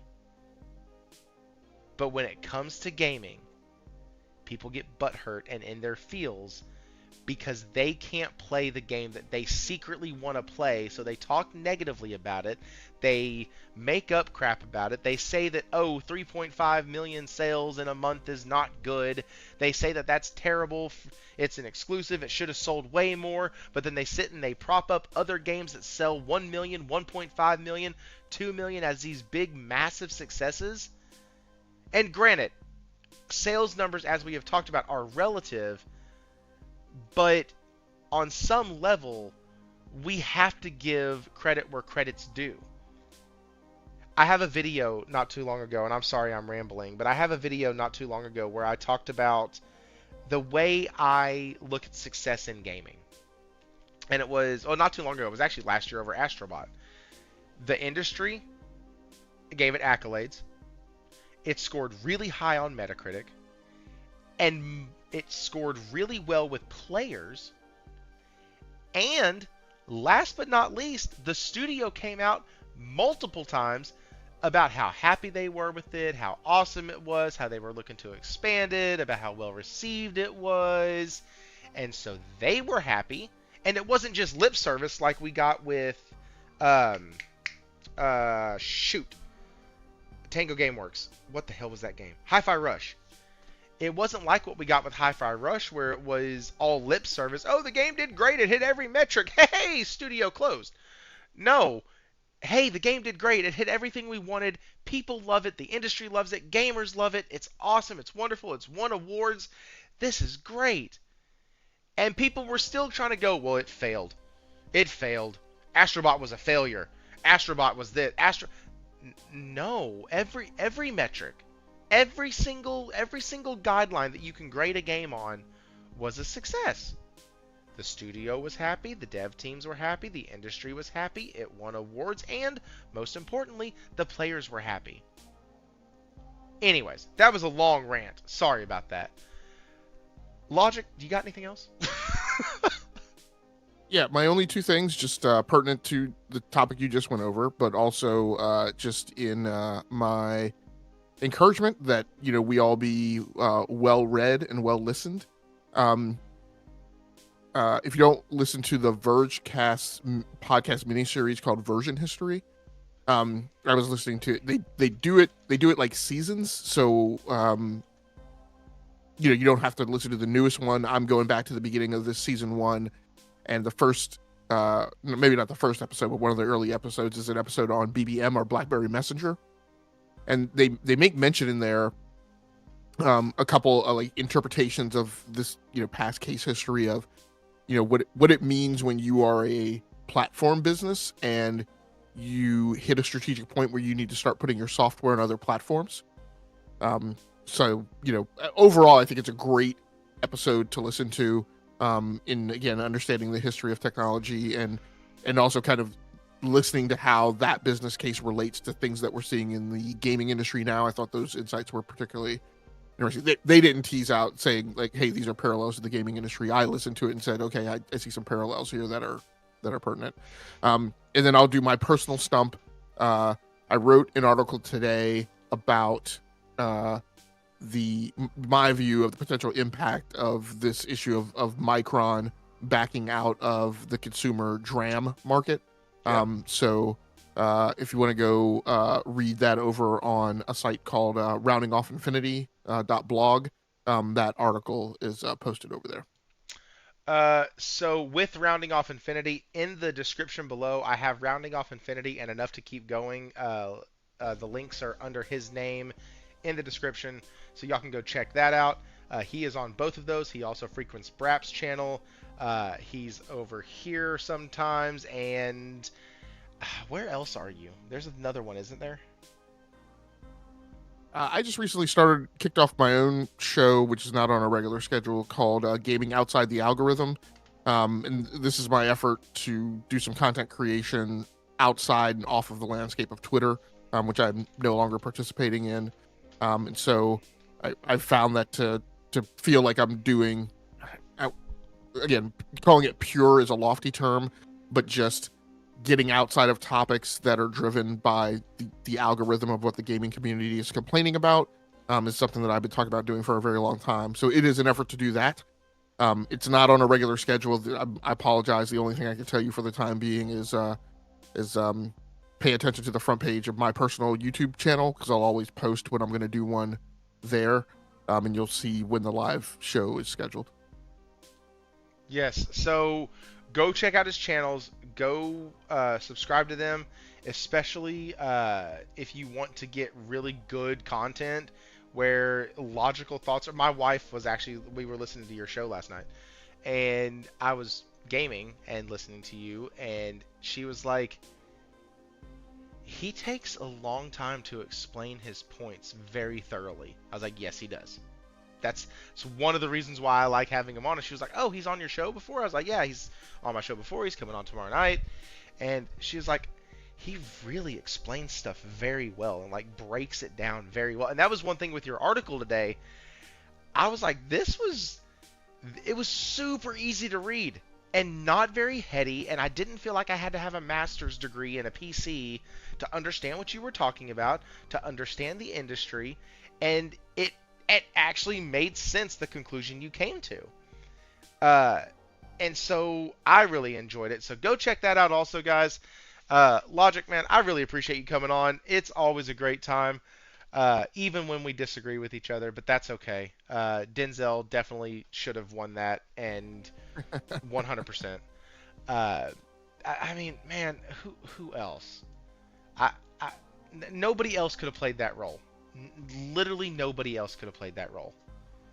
Ah, so good. Anyways, that's all the time we have for tonight. We have been here for 3 hours, which is actually faster than we got out of here last time Logic was on, so I'm going to shut up now. Once again, go follow his links, hit the like, subscribe, comment, do all the things that make the dings to make the algorithm happy. Thank y'all so much, and y'all have a wonderful night, and we will catch you on